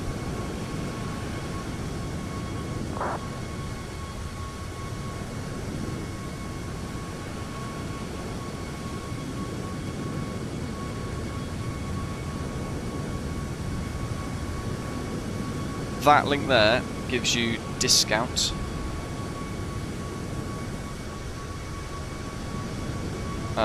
Gives you, that's a link to the page which gives you the discount code for the hotel that I booked, if that helps. Ace, welcome. So, mate, I haven't, if I'm honest, I haven't wiped any of the control assignments. William says, how do I start the APU using the new EFB? It didn't work for me. Can you do it in here? No. You don't start the APU from in here, mate. You can enable the ground power unit at the front. But it's the same as the 737, so you need to make sure the aft one fuel pump's on there, the aft left fuel pump. And then you go APU click once and again. Oh, the GPU, yeah, you just you click that. I can't show you on the ground, unfortunately, because it's all deactivated, but there's like a little silhouette of a ground power unit. Tick that, and it will go green. You should see it. That's how you do it. Yeah, it does too. Go for it, mate. I mean, I've booked. The only caveat to me not being able to go is if I end up getting the job that I've applied for. And it's going to be around October, November time. If I did get it, I would be moving. But it's over a weekend, so no biggie. Even then, I'll probably still be going. I've booked the non-refundable hotel as well, so kind of committed at this point regardless. It'll be good. They did ask if I wanted to have an Osprey Airways exhibit, but I don't really know what to put in it, to be honest.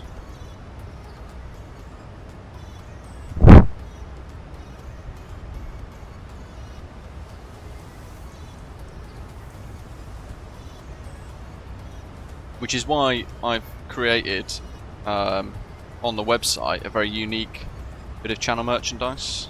That Bristol shirt that I put right at the start of the stream today, this, Bosh. That link there in the chat, it's a special Bristol shirt with Concorde overflying the Clifton suspension bridge.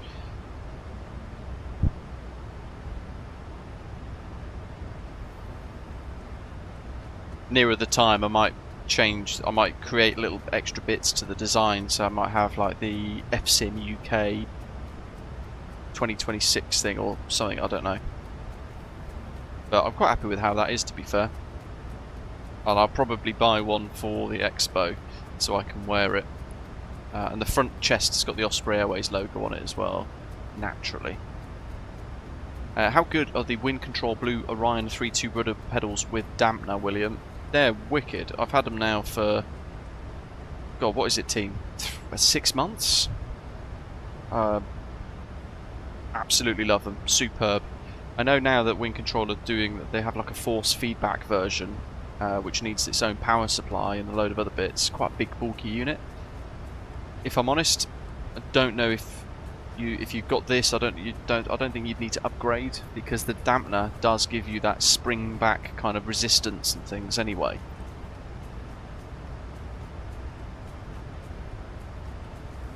Yeah, they're just brilliant. They're so good. I use them for everything. You're gonna really enjoy them, William, to be honest. General aviation flying, airliner flying, You can tweak that dampener based on what you're flying as well, or if you're going to fly the helicopters, you can take the spring off. And they're superb. Yeah, what would we put for if we had like a little table of like Osprey Airways? I mean, I did say to him I'd be more keen to maybe like, you know, Flight Sim Expo have like sponsors, and we sponsor every year. We sponsor Midsummer Madness, which is that massive Birmingham VATSIM event. I said to him I'd be keen to do something like that instead, and maybe have the channel logo and the virtual airline Osprey Airways logo plastered on like some big banners, or to be like, look at us, we're sponsoring the event, something like that. we could just to come on loop.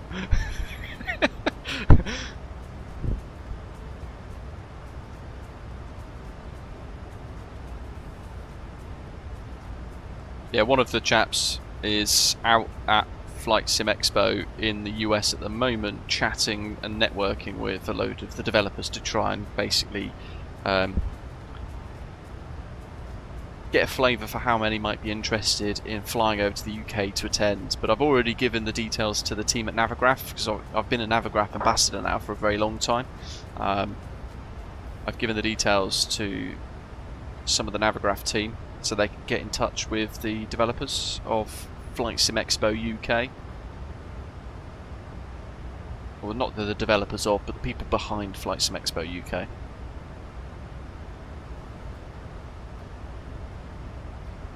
But when the tickets go on sale, I'll probably do a video on it. For good reason. I'm working behind the scenes for something else in relation to it, so...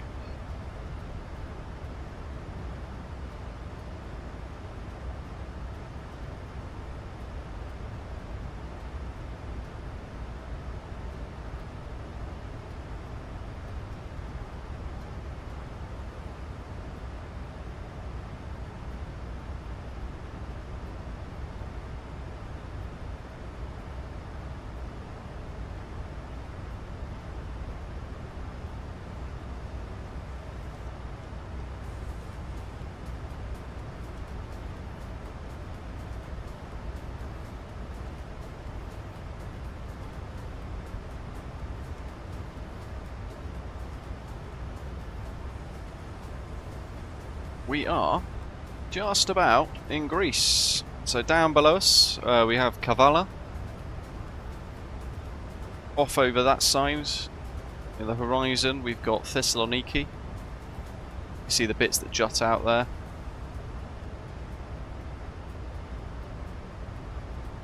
The Tauronian Gulf, like three little kind of prongs. And then just on the nose is the island of Thassos, just off the coast of Kavala, which is down here.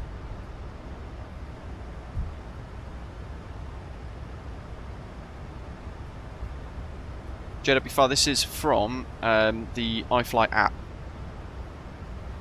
You will need to, if you're going to update, go into the iFly manager, uninstall all the liveries that you currently have for the pre-SP1 update 737 MAX 8.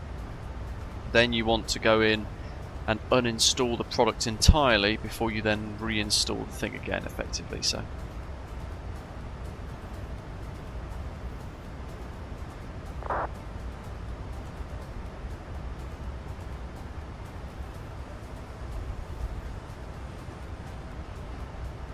well, we did it at 20%, Captain Lalo. In fact, engine 1 stopped, it seemed to stutter at 22.5 as well, so...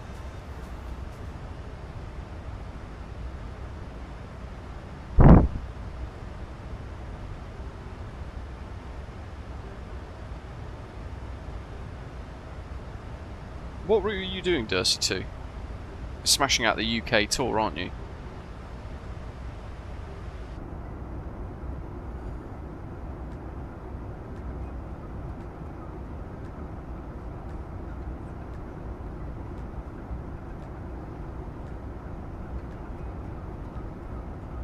Right, Lalo, interesting, thank you, good to know.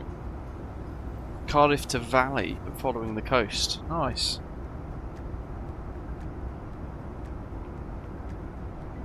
That's a cool route, actually.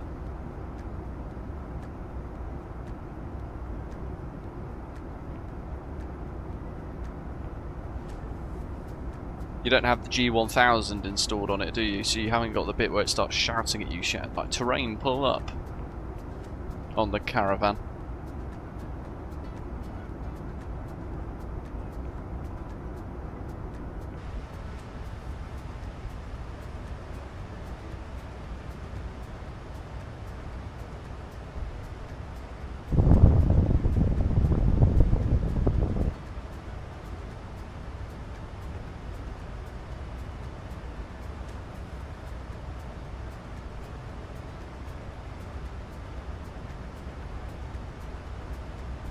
Nice. Got old school. That's the thing with the Caravan, though. It's all hop swappable, isn't it? So you can switch and change based on what you want to fly.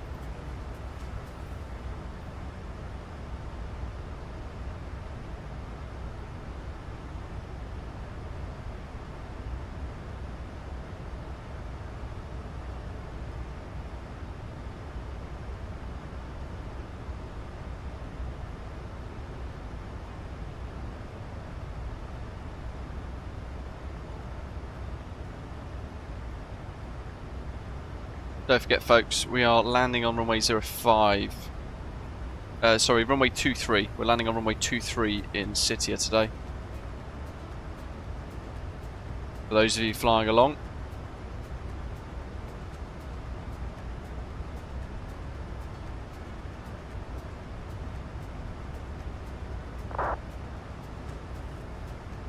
And there's definitely going to be backtrack involved, so we've got to bear that in mind for our sequencing.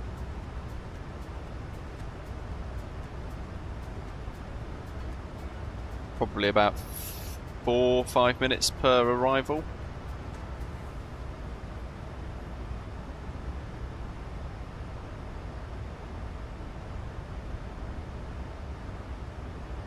This is very nearly a real world route because Buzz operate flight from I just had a fly past, that'd have been cool.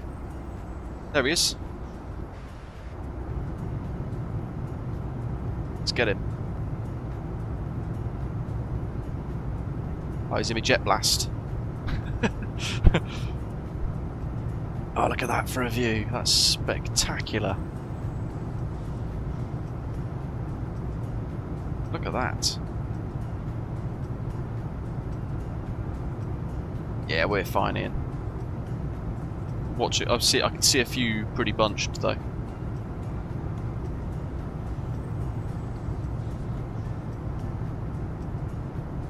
Yeah, this you can fly from Budapest to Mykonos, I think, with Buzz.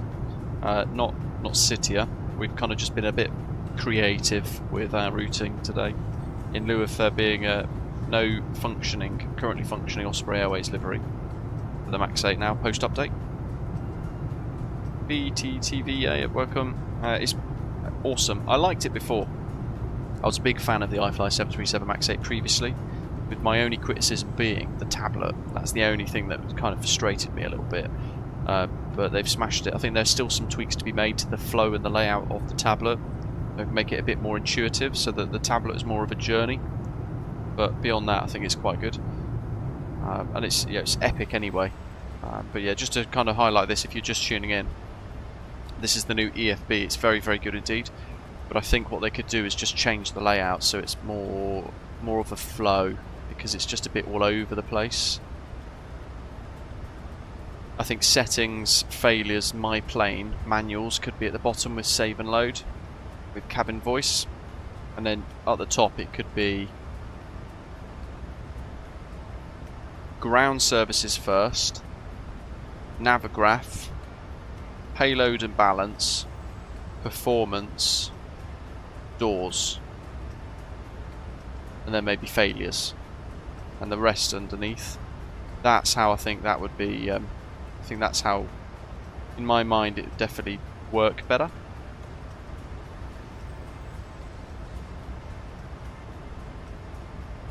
How does, after SP1, how does the iFly Max 8 compare to Phoenix and PMDG in terms of overall polish and system depth?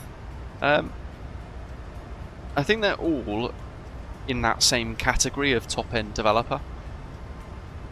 I don't think you can go wrong with any of them. I think all three of them are superb. They're right at the top of the kind of league tables for immersive experience in flight sim.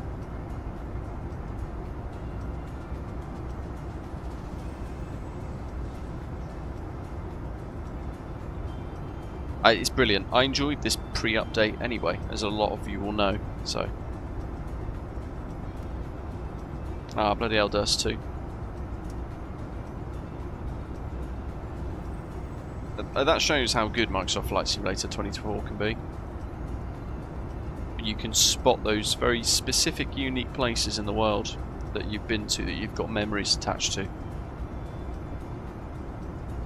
It was a couple of years ago, I went buzzing around Mauritius, and I could see the hotels that I'd stayed at, and I could see Port Louis, and I could kind of visualise and remember different parts of the layout of their little city centre that I'd been to and walked around. Spice Market and all that sort of stuff.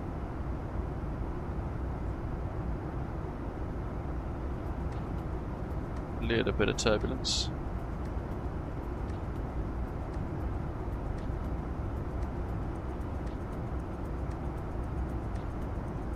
Morning, Jay, welcome. Have you made it to Flight Sim Expo yourself?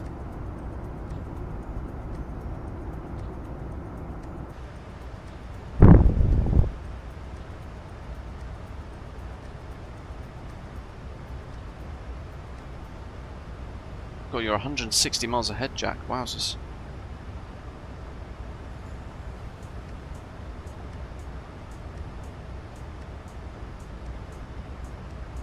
Let's have a quick check of the old charts. So, VOR-based approach, CDFA, which includes the go-around altitude built into it, which is very handy. We're going to spin this and get it set to 1300 on the primary flight display. It's going to take a bit of time. Interestingly, there we go, yeah, you can see that spring-loaded mechanism.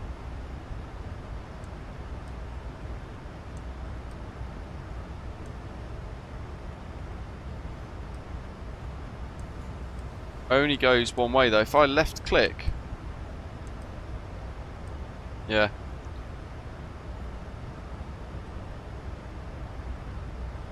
Fair enough, Jay. No worries. Yeah, hopefully next year. Would you try and make it across to the UK one?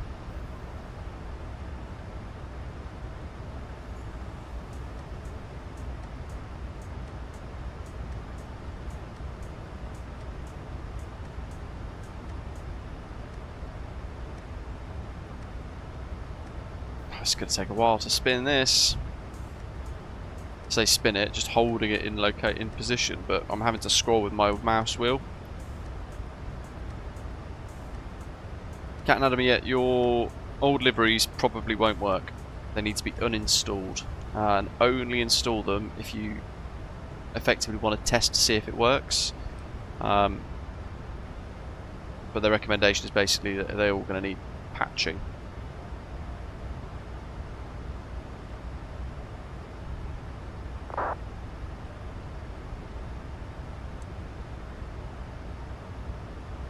It's still summer season. Would you be able to get TUI flights from Orlando to Bristol, Jay? I mean, granted, you'd be full of you'd be on a plane full of Disneyland kids, but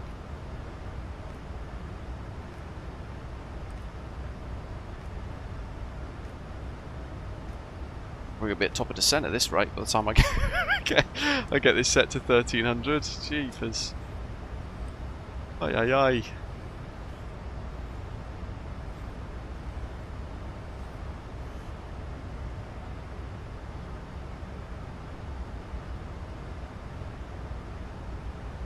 I thought for some reason, if you left click, it goes left and it decreases the barrow. I thought right click by logic would mean that it goes the other way, but no.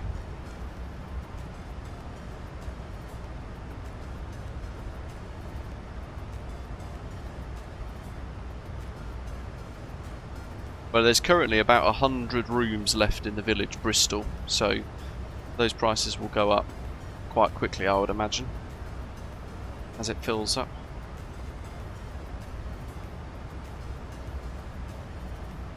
Nearly there, 1,300. You can do it! My index finger is getting repetitive strain injury. Jeepers. Yeah, I'm going to have to change the finger. Hold on. My goodness. Yeah, they need to sort that out, because this is painful.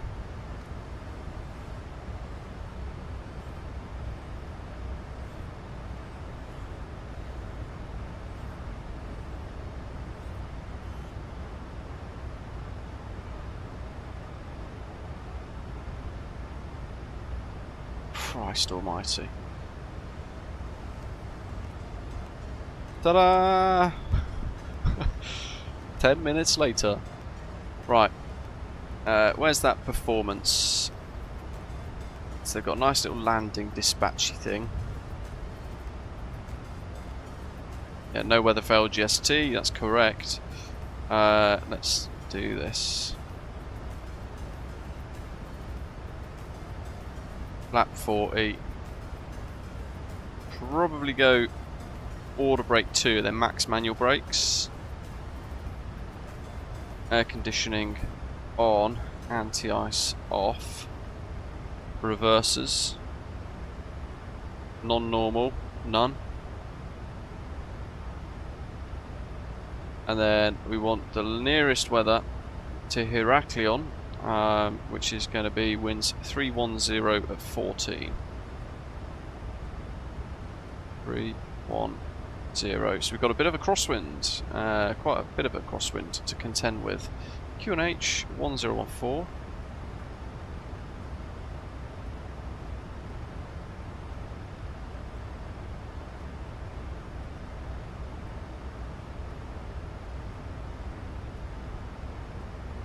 And the outside air temperature. Let's get rid of the charts because they're still up. Outside air temperature 25 degrees Celsius.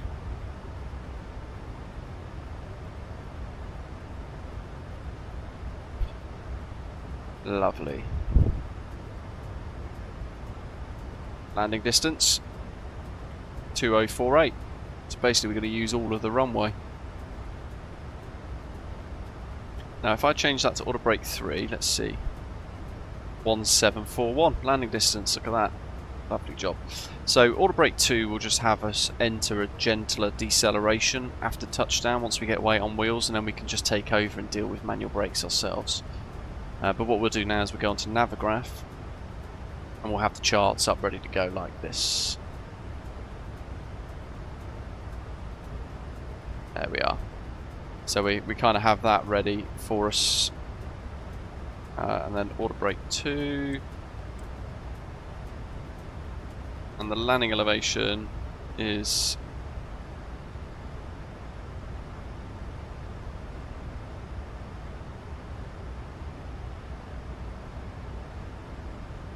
$12 feet. So that'll be 0 is the closest.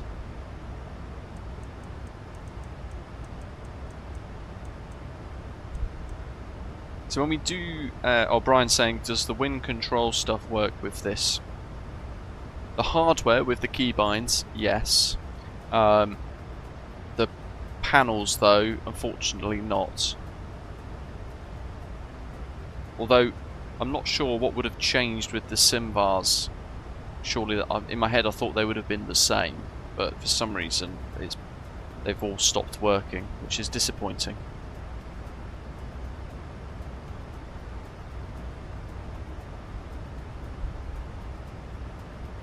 What's the new backtrack feature? Oh, it's in the rewind.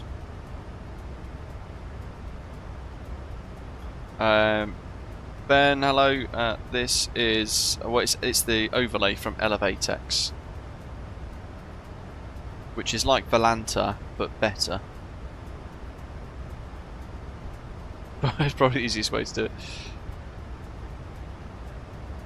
Yeah, the thing is, Godzilla, I just don't have the time to go through it all, unfortunately.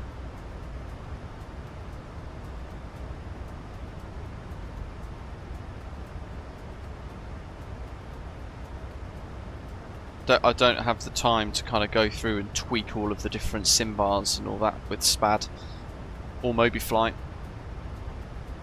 And the thing is with these, if you're going to use like MobiFlight for example, once you activate it, it kind of activates all of your hardware, so you then can't use SimApp Pro for the rest of it because MobiFlight wants to own all of it. I don't know if SPAD works in a similar way or not.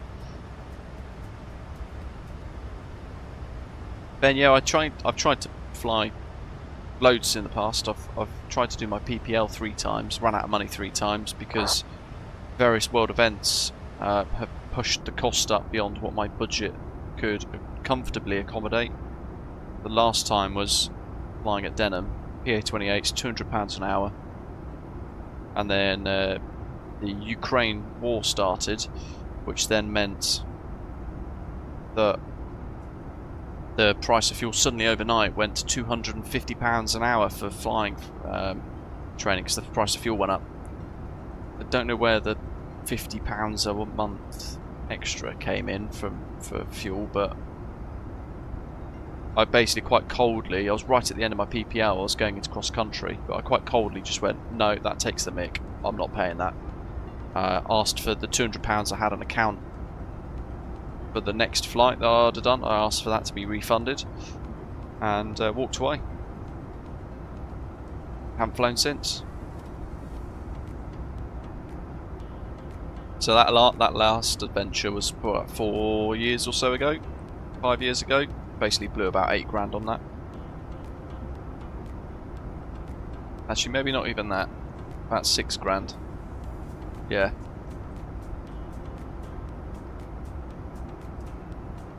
The average cost of a PPL now has got up to about £14,000 because of the fuel costs.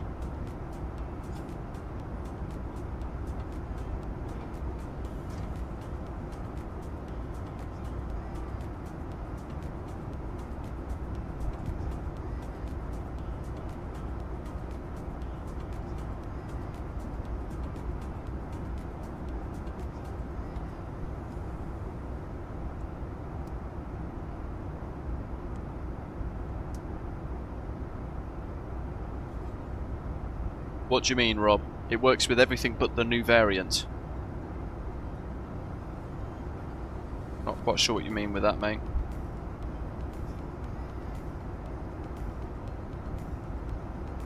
Nice, 2 hours, 175 for you, that's pretty good. Is that, yeah, it's a Cessna 150 though. They're a hell of a lot cheaper to fly. I've always flown the PA-28, I massively prefer them. I don't like feeling like I'm flying in a fiberglass caravan shed. Oh, look at this. Who's that right in front of us as well? Christ, that worries me a little bit. Somebody flying to Rhodes from Warsaw. And then that is box 531.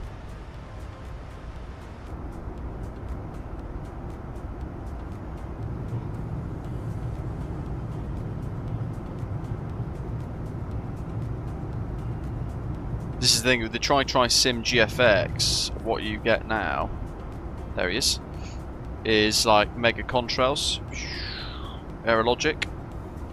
I'm trying to pan with him.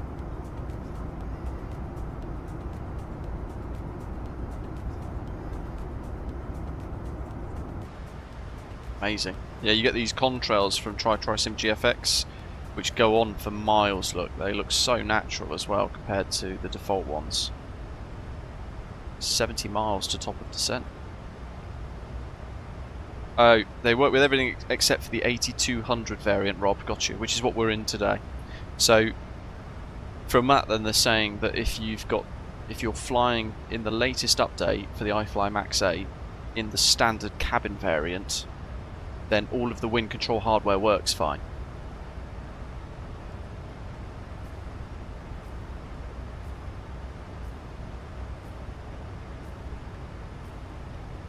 The PA-28 just looks cooler as well, doesn't it?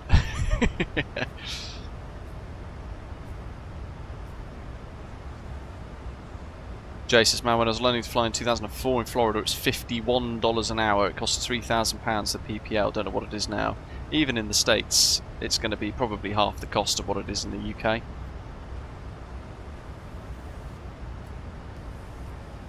It'd probably be like $150 an hour or something for you guys in the States, probably from that. So.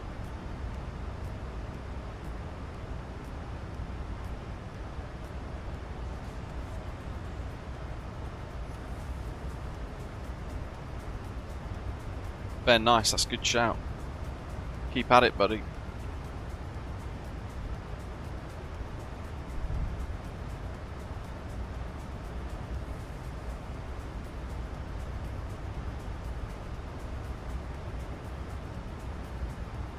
$60 miles. Fuel's good. 5.6 tons. Tanks are nicely balanced. Engines are all good. We've done our approach stuff. We've got to set this though. We're going to go for full flap +5. 139. Estimated landing weight though is going to be nearer to about 63.5, I think. So we'll go for 63.6 for good measure. So we'll burn another ton. We'll run that to 138 like so. VNAV's already done. We've set up a forecast.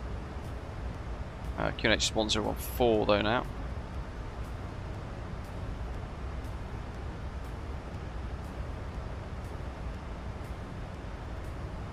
Then we've got to set our 1014 PFD there, so we've got ref, baro, pressure. Done. Order brake 2 sets. Quick warning recall before the descent. That keeps resetting to 400, which is Budapest, not Sitia. So we'll put it back on 0, see what happens. See how long it takes to revert itself.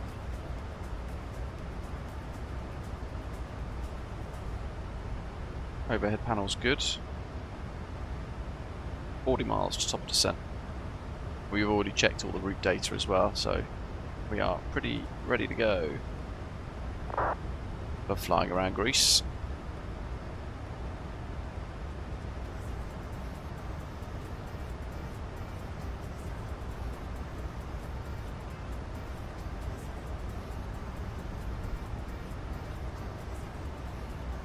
Brian, yeah, Skytrails has been released by Parallel 4.2, but if I'm honest, you're better off just getting TriSim's GFX because you get all of the effects of the engines, you get the cloud density over the wings, although I've still not been able to demonstrate that, and you get all of that sort of stuff, water effects on the ground around the tyres, plus really good contrails. And I know Parallel 4.2 have upset a lot of folk, haven't they, over the last few months with their lack of support for Microsoft Flight Simulator 2024. It doesn't help that they're going off the tangent making like Euro Truck Simulator add-ons or American Truck Simulator add-ons and things as well. But TriSim's GFX is like 15 quid and you get some amazing effects with that.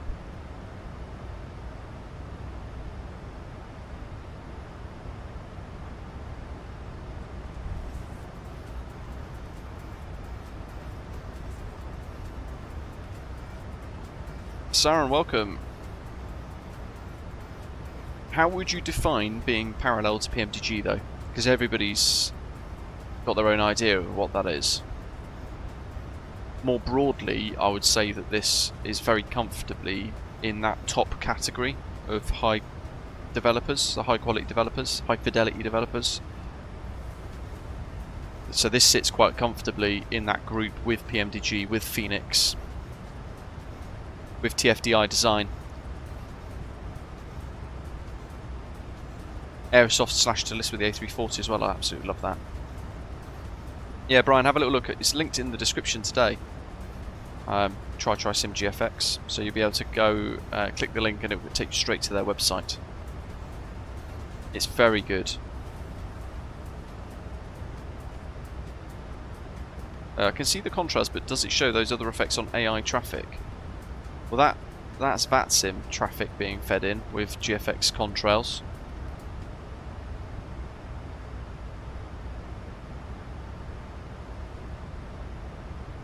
Top of descent for 20 miles. So our descent is going to aim for 3,000. So we might as well just set that and let VNAV do its thing. See how we get on. Wind it down.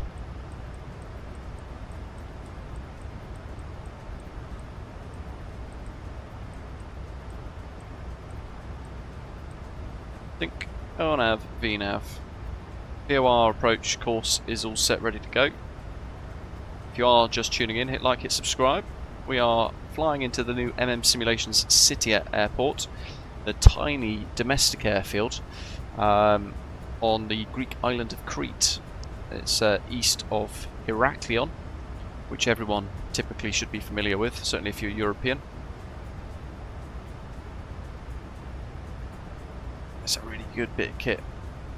It's going to be a beautiful approach in this iFly 737 MAX 8 short runway. Total runway length is 2,040 meters.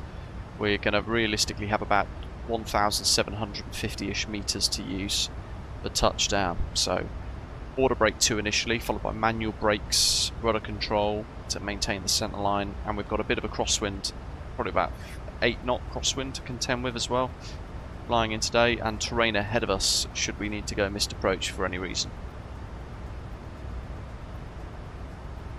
And then when we do land, we'll explore the new M'M Simulations Sitia Airport as well, like we did at the start with the new SoFly Budapest, which got released by surprise yesterday.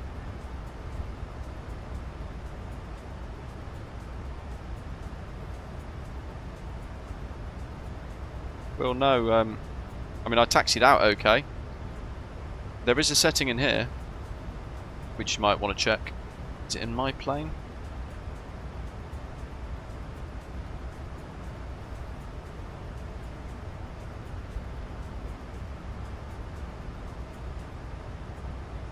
Other systems, maybe? Let's see. Nope.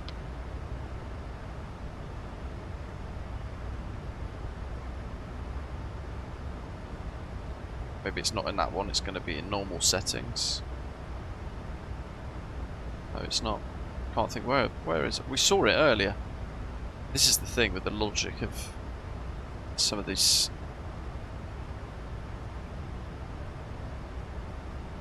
Doesn't really make sense sometimes in my brain. It's got to be in general, right? There we go.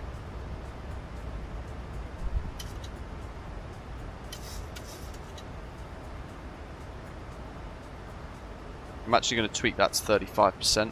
Just make sure independent nose wheel steering is off, Will. Unless you want to grab hold of the... like have a specific axis set for tiller.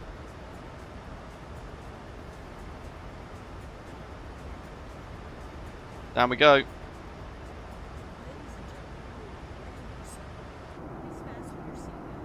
Cabin announcements just kicked in for descent. It is Americanized. I'd like to hear some regional accents.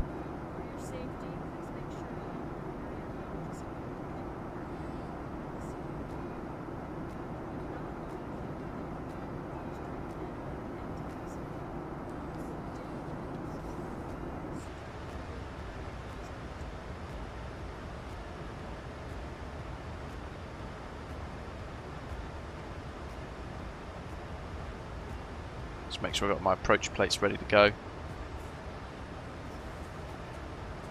we've got no air traffic control online for us, unfortunately. That Ent Air should be braking off any second in front of us now. At Lurus, 12 miles, he should go zipping off that way towards Rhodes, which will get us out of conflict as we descend.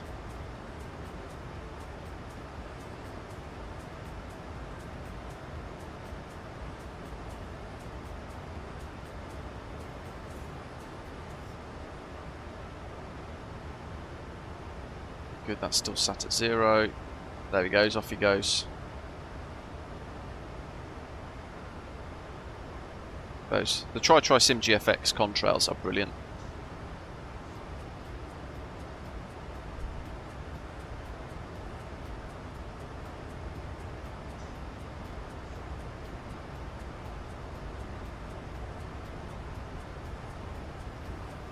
Look at that curve.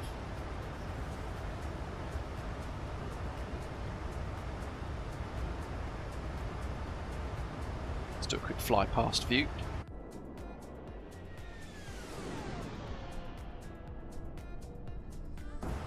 We're drawing things in the sky.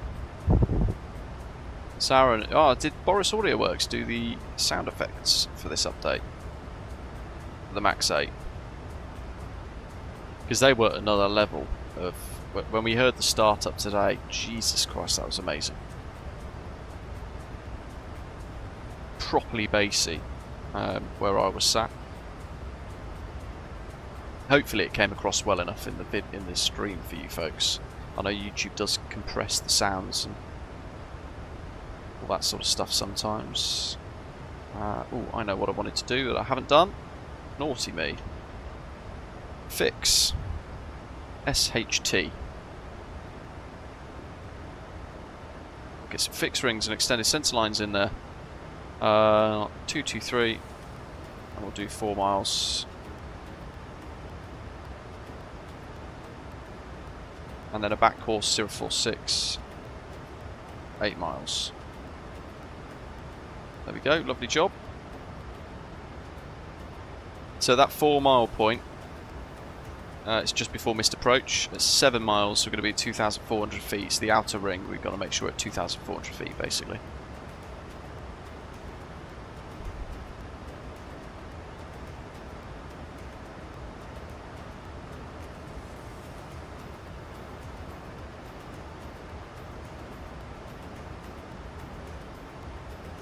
In fact, that's the point.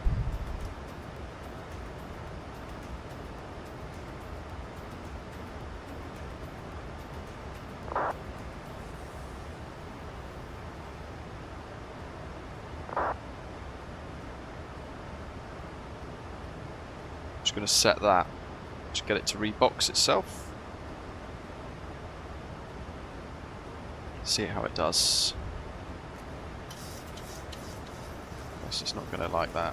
Let's go for 2,500.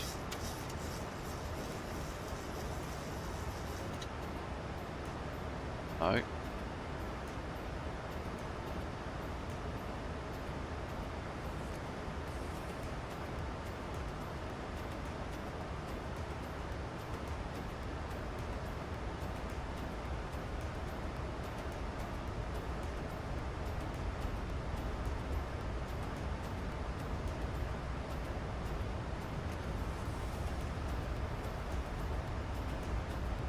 Flyworld MSFS, yeah, the CSS 737s are very bad for the price. I agree, mate. I did a video on it on the 737-500 a few weeks ago.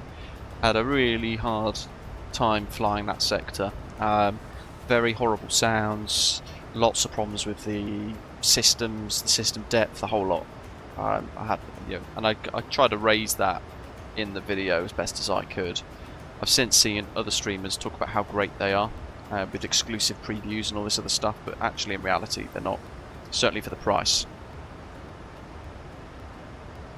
They're not anywhere near good enough.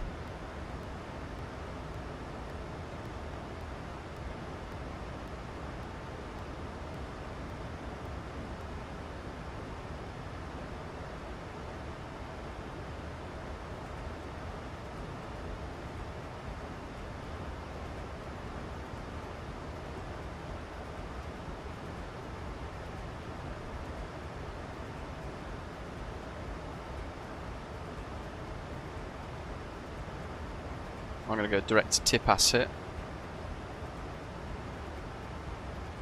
Execute.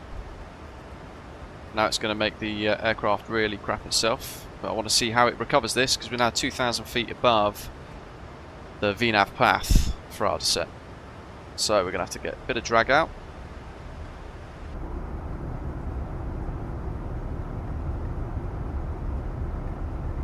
Should probably put the seatbelt signs on.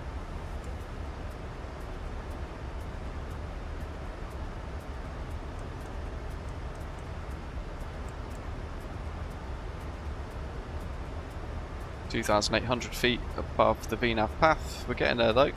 3,000 feet per minute, nice and smooth, giving it, it's a bit of a steep capture back of the descent. LNAV's been really good throughout the journey.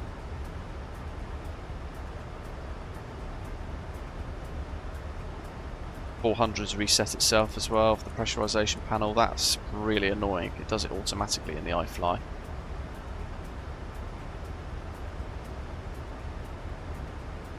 Yeah, they've released the classic family Sarin, haven't they? Haven't really looked at any of them yet. Just haven't had the time.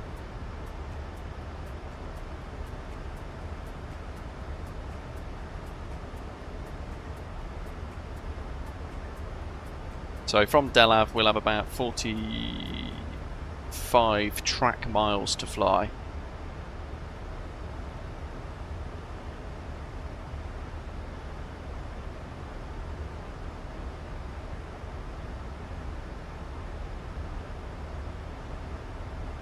That's 400 feet above path.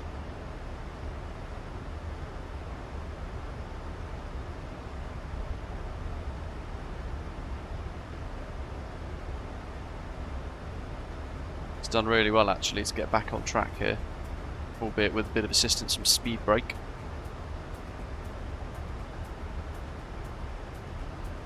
(1,000 feet). 900.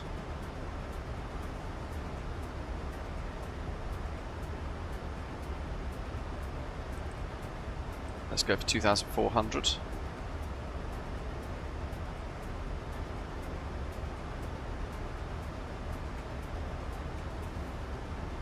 One more 129.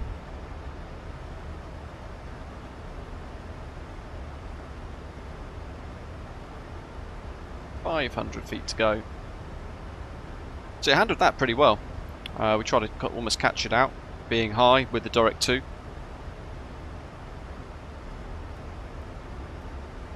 And it's done wonderfully.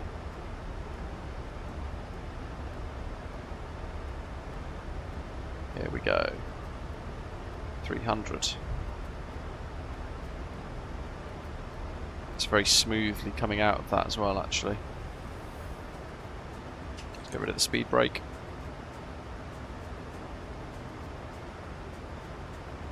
Look at that. Super smooth. So I'll call up at Delav for Unicom transmissions, because we are basically going to be then routing into the airfield pretty quickly. Let's get rid of the music for now as well, actually.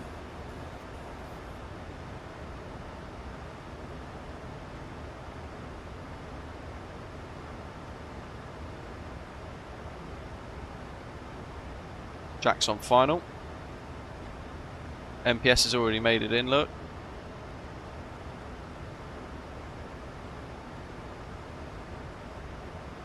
Turning in at Tipas. Bank counter angle limiter's gone back to 30. Okay, we're just going to need to give it a little bit more speed brake just to help it out. Certainly when we hit this decel point in a minute as well. Hello?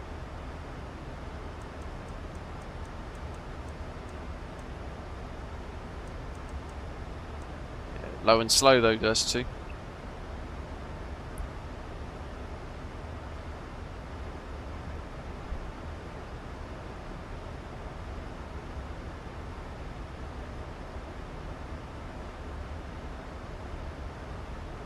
Probably about 10 minutes to landing now.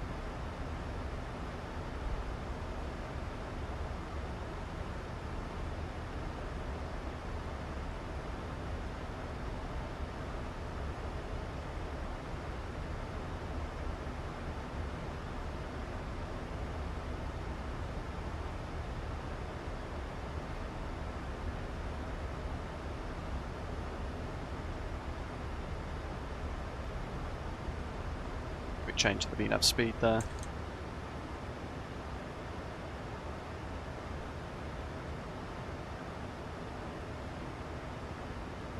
And the Island of Crete is just under all that haze over there. Still got a bit of a way to go.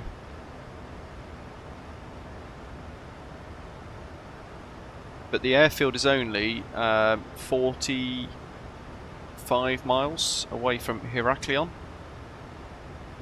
So I suppose we're nestled underneath and around all of their airspace, which is quite busy.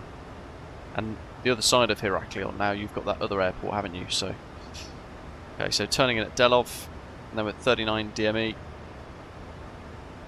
joining that 37 DME arc from SHT at that point, and then turning inbound at 37 miles, intercepting the inbound course of 223 degrees. So it's a very long final approach.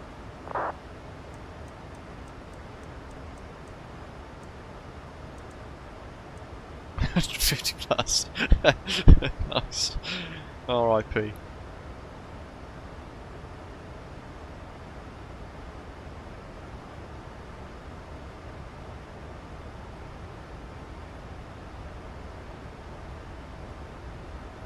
There goes the decel point.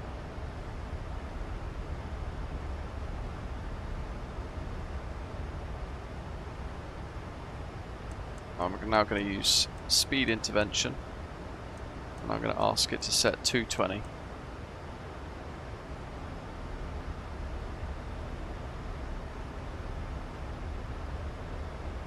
Sitia traffic, Magic Sun 165, 737 MAX 8, QNH 1014, currently level 100, inbound for the VOR approach, runway 23, currently 37 DME arc, inbound, will report final. Sitia. 10,000, less than 250, tick. Lights, signs.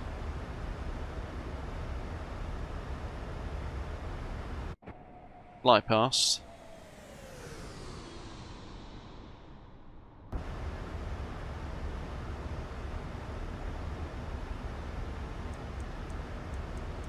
I'm going to go heading select.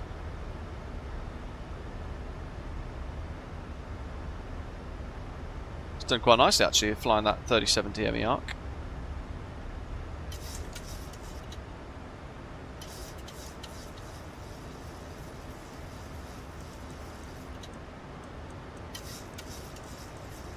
And over 223. We'll go for left 19, left 200, and then I'm going to arm VOR lock.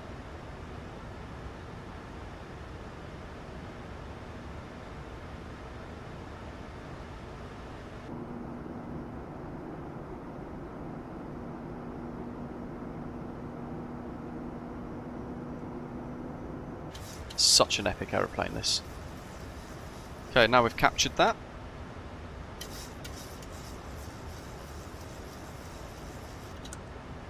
Speed brakes armed. Hot brakes off.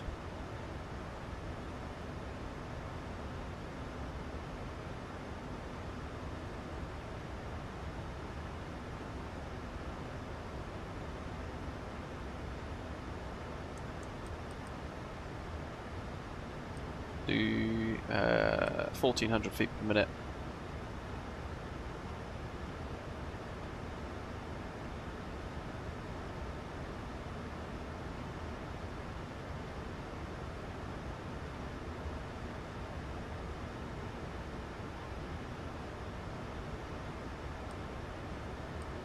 $1,200 feet per minute actually will be nice and sweet.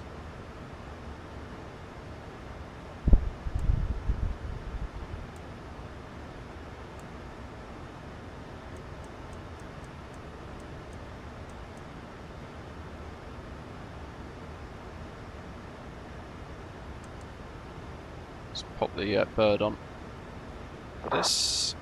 A little bit of weather ahead of us.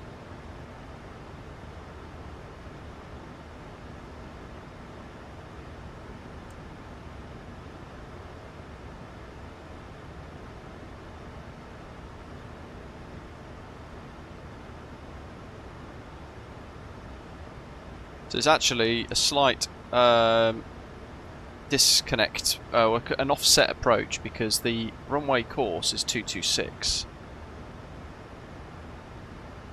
and 046 for the back course, which is why the extended centre line looks very different to our VOR approach, because the VOR inbound course is 223.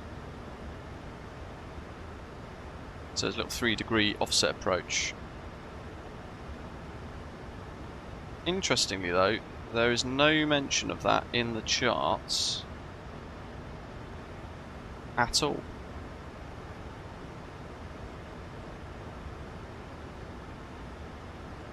But I suppose it is non-precision, so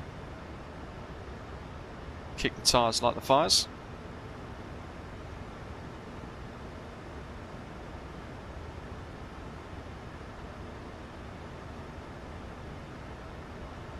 There's Heraklion. Standard pressure. Back to QNH 1014. Got to set that.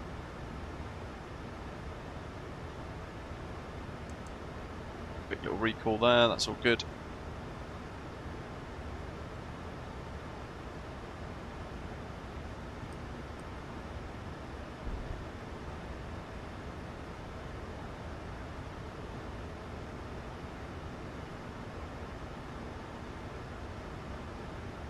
Rich, yeah, definitely. 1,000 feet per minute will do us nicely. We've got a good speed here. I don't want to lose the speed too early because we're still 22 miles out. Very conscious I've got Ian behind as well. Osprey 441 might need to enter the hold. Ascot 225 will probably have to enter the hold.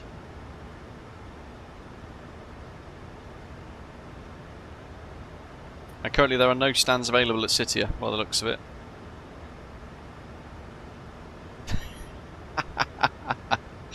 The 2 stands are taken up.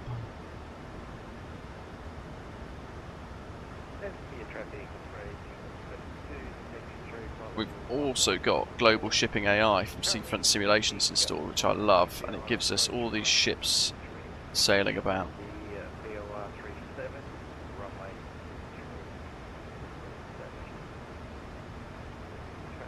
Cool. Well, I'm approaching 18 DME. 26 knot crosswind though, right to left as well.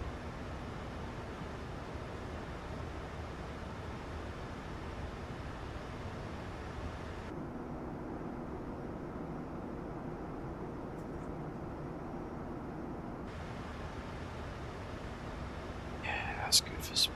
That's fine. Let's do 4,300 feet.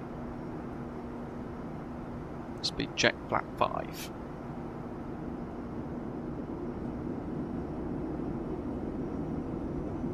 Change in sound. You can see the lift as well on the wings, that wing flex.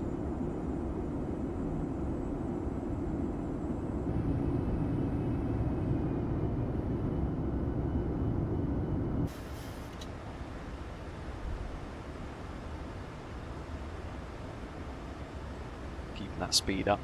Break through this little tiny pocket of cloud, and that should then reveal to us the airfield on the nose. We're going to be level. Let's do 600 feet per minute for now. We're going to be level for a few miles from 7 DME. We're then going to basically join a bit of an approach. There's a lot of clutter on that nav display. Not going to lie. It's a big crosswind, 25 knots right to left, like 100% crosswind component currently. On to go. Aircraft's depressurised very nicely. Let's go to ignition mode continuous, that's all set, and seats for landing.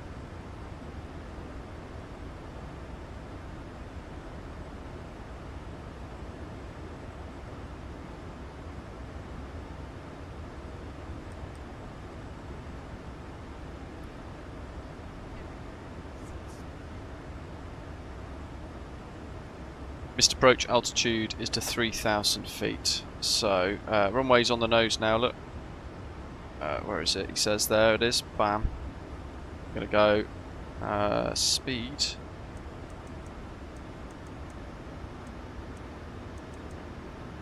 In fact, we're going to cross that, so let's do 160 till 4 DME.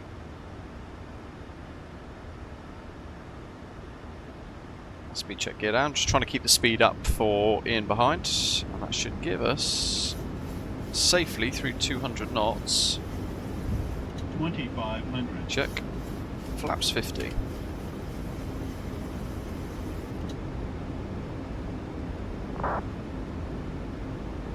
Sitia traffic, Magic Sun 165's short final 7 miles. VOR approach runway 23 to land. That's a big offset track.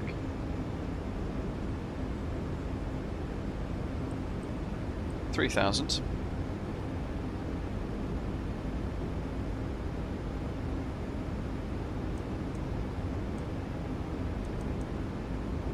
$139. 144.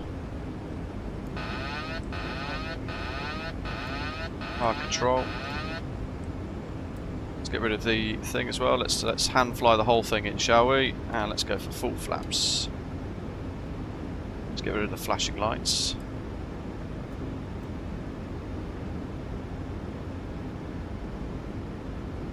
Got to get rid of that flight director as well in a moment, but I'm just going to fly the jet first before clicking things. Look at that for an offset approach with 26 knot crosswind. Oof.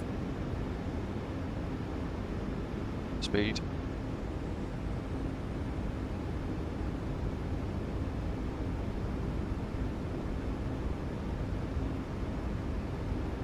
Gears down 3 green, speed brakes armed and green, flaps 40 in green.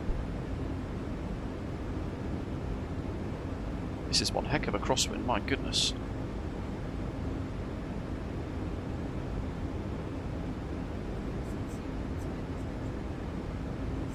Wowzers.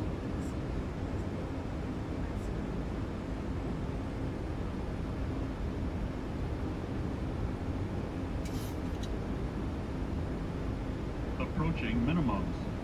25 knot crosswind. Minimums. Continue. Feel like we've just gone really high all of a sudden.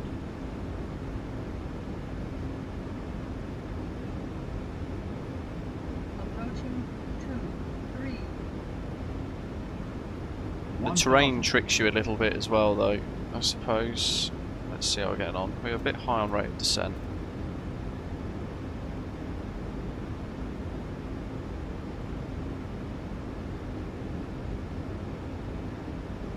Yeah, 4 white. I reckon I can still salvage this.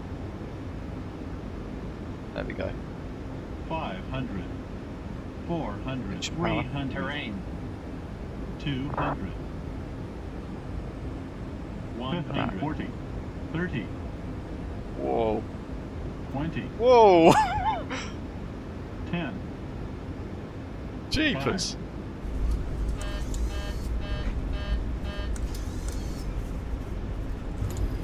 Oh my goodness. Reverse is green. That's spicy, team. Those of you flying in next.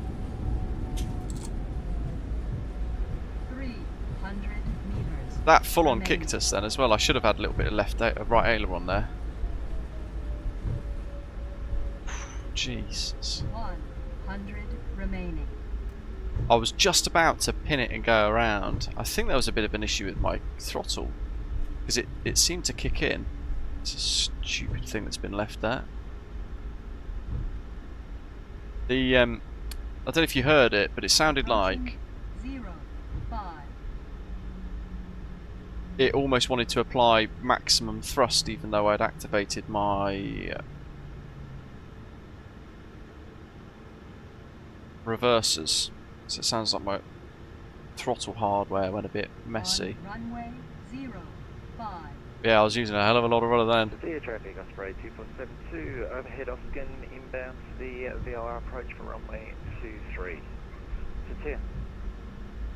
And Sitia traffic, Magic Sun 165's backtrack, runway 23. Wind check for approach, about 25 knot crosswind right to left.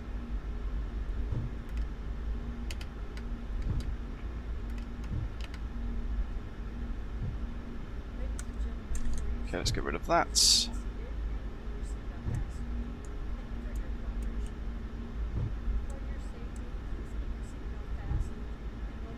MSFS Simulations Sitia Airport. Beautiful approach, isn't it? Because you've got all that terrain. That's the binoculars again. Got all that terrain behind you. Tiny little runway. Absolutely nailed that separation as well. About 4 minutes, 5 minutes separation between each of us. Come on, APU.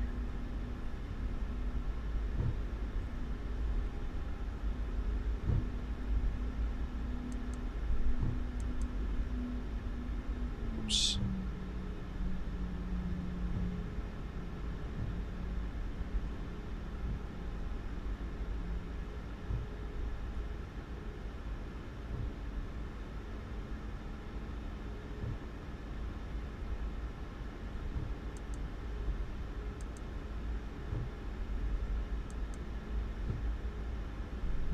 And city traffic, Magic Sun 165 is vacated onto the apron.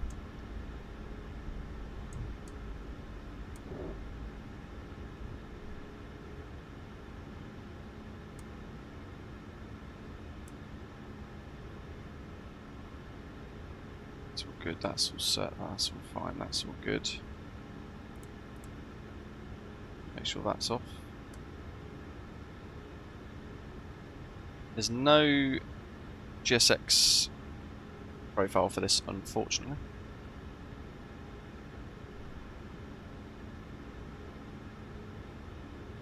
And Sitia traffic oscillator 2472 for North Commercial file for runway 23. Right, nose in. Sitia. Crikey. Okay, well we've got flaps up, that's all good, that's all set. Taxi lights, runway lights, let's get all them off because we're blinding everybody. Strobe steady. Weather radar off. Oh, you know what? I left traffic mode on the entire... I didn't put traffic mode on, did I? God damn it. Can't believe I forgot that. That's bloody basics. I'm actually just going to hold us here because I don't want to miss Ian's touchdown. Oops.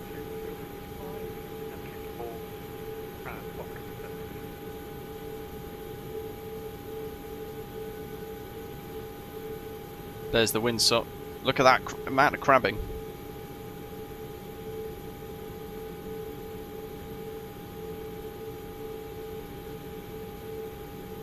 I wonder what the score on New Sky is going to be.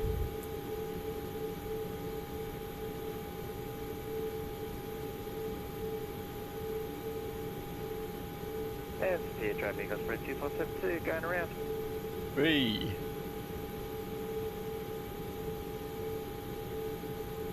Off he goes. Sitia traffic oscillator 441 heavy, 3,000 feet, expecting the currently on final. We are on the VOR runway 23. Yeah. Expecting to crash.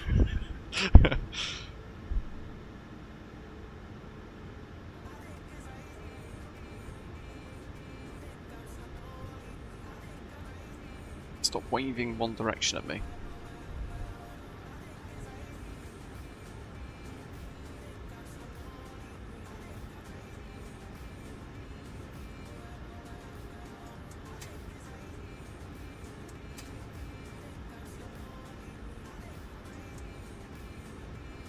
There we go.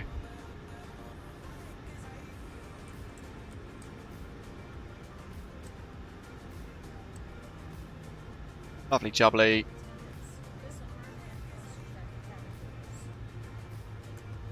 Okay, let's go back to the EFB. And by the way, there's a little, see the little plane there? So we've got a little overlay of our plane on the maps, on the charts. Ground services, chocks. Let's get them in. So somebody asked about the GPU earlier. You click it like that, and when it goes coloured in like so, then it appears. So that's pretty good. The rest of it kind of works with GSX, so we could just go GSX, request deboarding. Let's quickly fire up New Sky to see how many marks out of 7 we've got. 8.91, yeah, fair enough. we'd probably nearly got a perfect thing. It was a good touchdown, 1.2 G228, but we just too far drifted off the scent line. I mean, in real life you'd have just punched it and gone around, but hey ho. What was it shouting at us to do? Open forward cargo door. Yeah, it's doing it itself. Let's put all the chocks and everything in there for us. Right.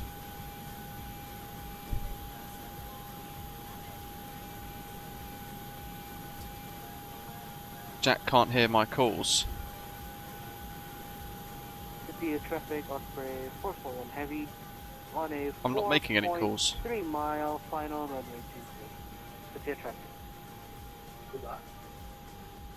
So let's go quickly to watch him from the old tower, MSFS Simulations Sitia Airport. You can get this via the link in the description down below. This is the old terminal. And believe it or not, there's actually a tiny old runway there as well, look, that used to be there. It seems to have gone up the hill, which is quite cool. Look at this beautiful landscape around here. It's part of Crete.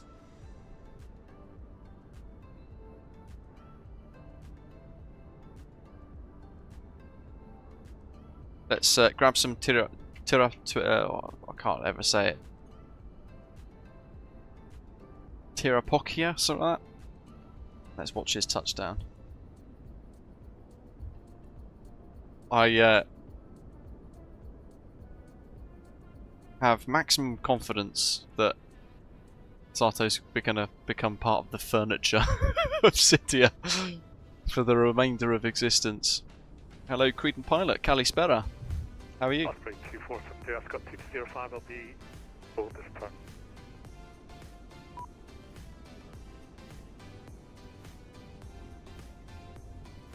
There he goes. iFly, let's get to you. I will he's down. Find you and enter the hold. Secure traffic. Is he committing? He's committing. Thought that was going to be a go around. I reckon he'll be fine. He's got it. He'll stop in time. Jeepers! Look at that. He's done it. Good effort.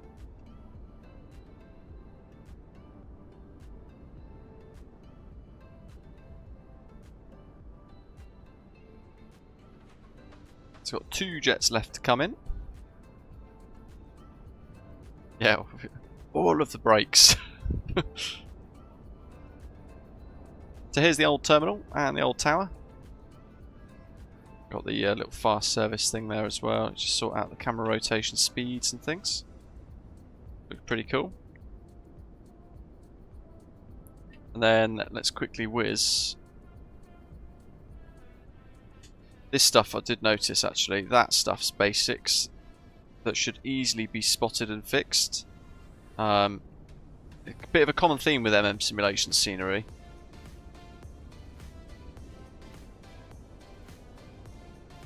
Like at the end of the runway, they had that little post. Again, look, terrain issue there on that sign. What's this one like here? Again, yeah, not particularly well levelled. City traffic, I've got 205, so far from wait to be with 10 on through. I mean, this looks proper cool. Traffic Osprey, par 41, backtracking, we'll call clear. Can we go in? Ah, they're teasing us.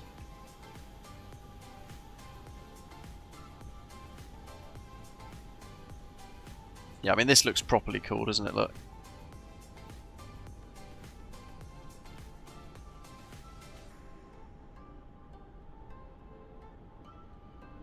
Little animated flags waving away. And traffic Osprey 441, clear of the active. Good luck. Oh, that's epic. They've got a really good sign map there that's actually readable, nearly. Certainly the text on the left is very readable. That's excellent. Look at that. What a beautiful part of Crete. So let's have a quick sit rep to see where Ascot 2205 is on short final. We will explore the terminal in a moment. We've got another touchdown to watch though, team. This time from the top of the hill.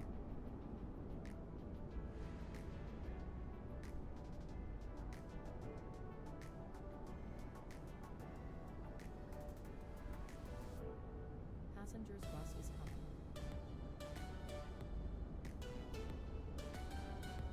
Still made a profit of $14,822 on that hop, which was good.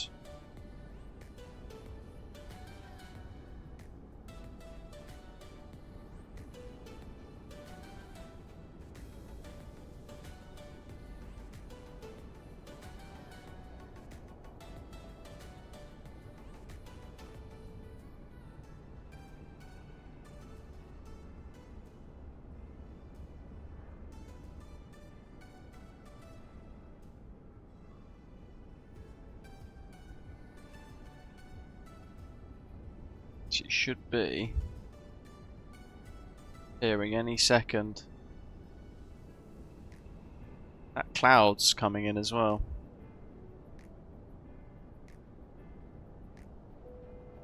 Passengers deboarding starting.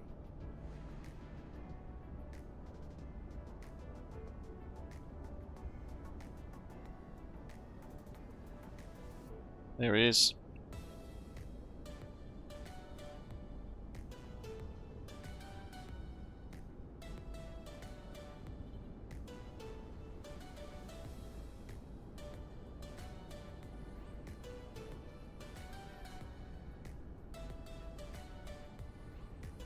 Yeah, very impressed with the iFly 737 MAX 8 latest update. A couple of things I'd still like to see tweaked.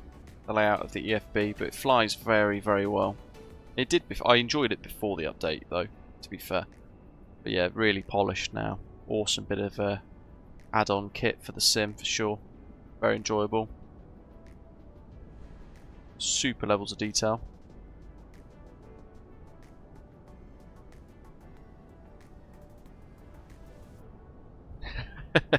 Jack, fair enough. Crikey, look at that absolute crabbing going on there. Such strong winds.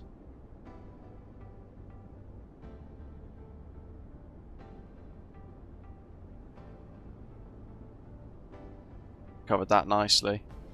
It's the gust now as it kicks you. That's the real kicker. It's got him there as well. Oh, GSX, bugger off. Well done. Super job.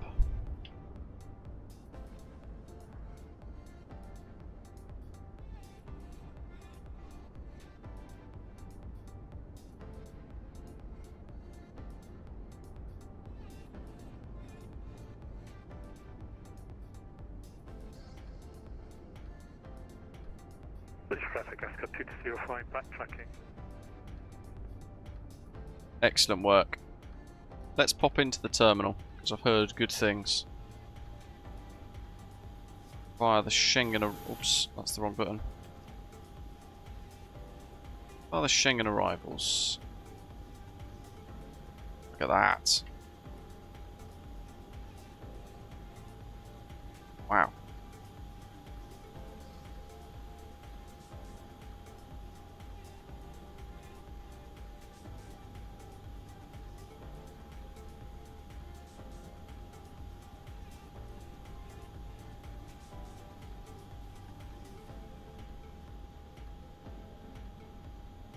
So you've got to turn the old rotator up. Oh yeah, the roof is amazing. Air traffic, Ascot 2205, runway vacated with a spilled GT. So real world flights here include the Olympic Air ATRs doing their little island hops. The domestic routes. 13 nautical mile final for runway 23. 13, so we've got about 3 minutes. Through here. Oh, look at this. Awesome.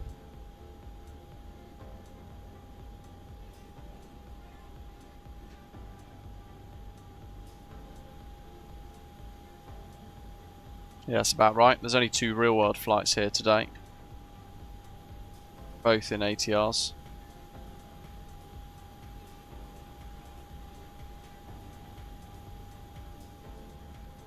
Super duper.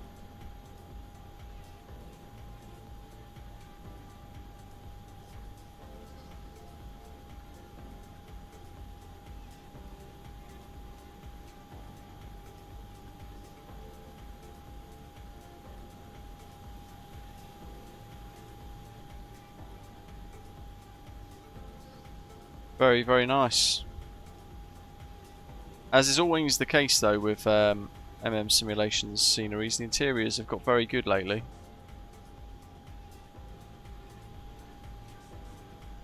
Even this bit here, the outside forecourt, look at that.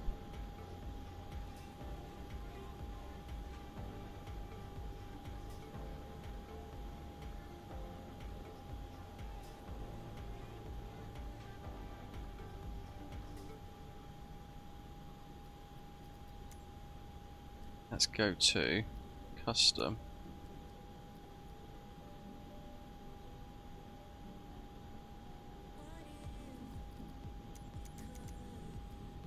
There.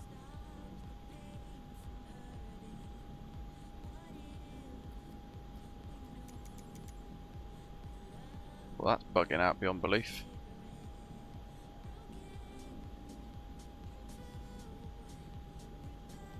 There's like no middle ground. Right, let's fiddle with that in a second. What I want to do is capture this next touchdown. Christ. This time from here.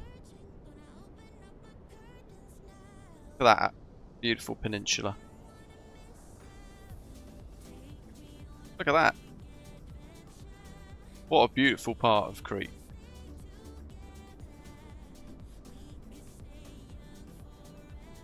Cool, good luck. Winds, extra spicy.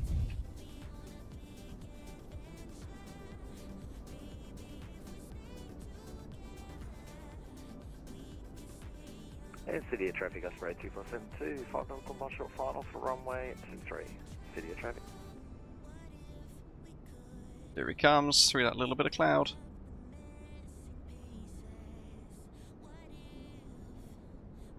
You can hear the wind in the sim, whooshing about.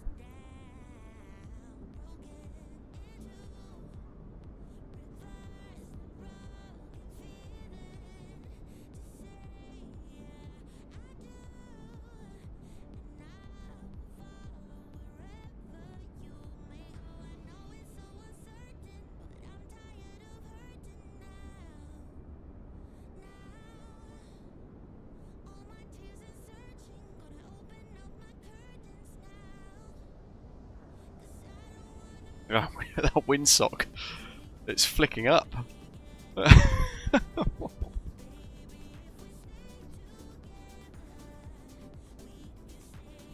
I mean, in hindsight, I probably should have gone around.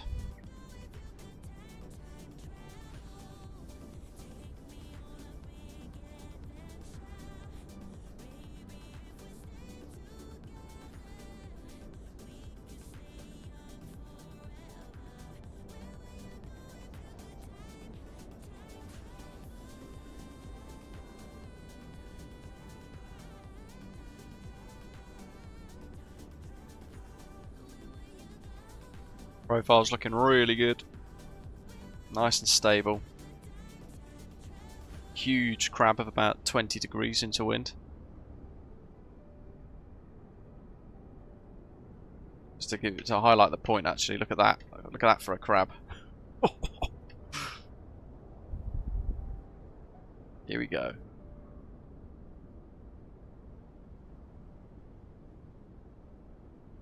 Ah, stunning. What a touchdown. Great effort.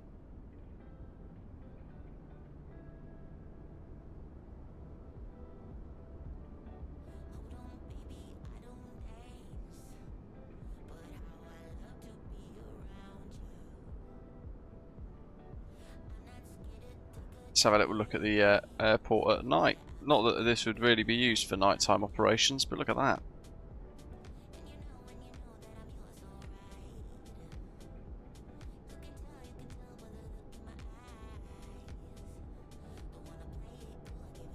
City of traffic, Osprey 2472, exit the active runway and is taxiing to the apron. Great job. Yeah, we've had a busy few hours today. Thanks, guys. Flying out of the new SoFly Budapest International Airport with the brand new iFly 737 MAX 8 SP1 update. Huge improvements, including that new shiny EFB. To the new M'M Simulations Sitia Airport on the island of Crete. All really nice. All linked down in the description below. And we've had a great effort by everybody flying along today as well. So wherever you are in the world, thank you very much for watching. Hit like, hit subscribe if you haven't done so already. And enjoy your stay in Sitia. Have a great weekend, whatever you're doing. I'm off for a anniversary meal with the missus in about 2 hours. So thank you very much for watching. Massive thank you to Mikkel for his super chat earlier on. Very generous of you. That'll go towards our meal tonight. Thank you. Have a great weekend, and I'll hopefully catch you in the week. Keep an eye on the Discord channel. I'll let you know if I'm controlling Cape Town Tower for the first time, wheels off. So thank you very much for watching. What a great part of Greece. See you later. Enjoy the week ahead. Thanks for watching.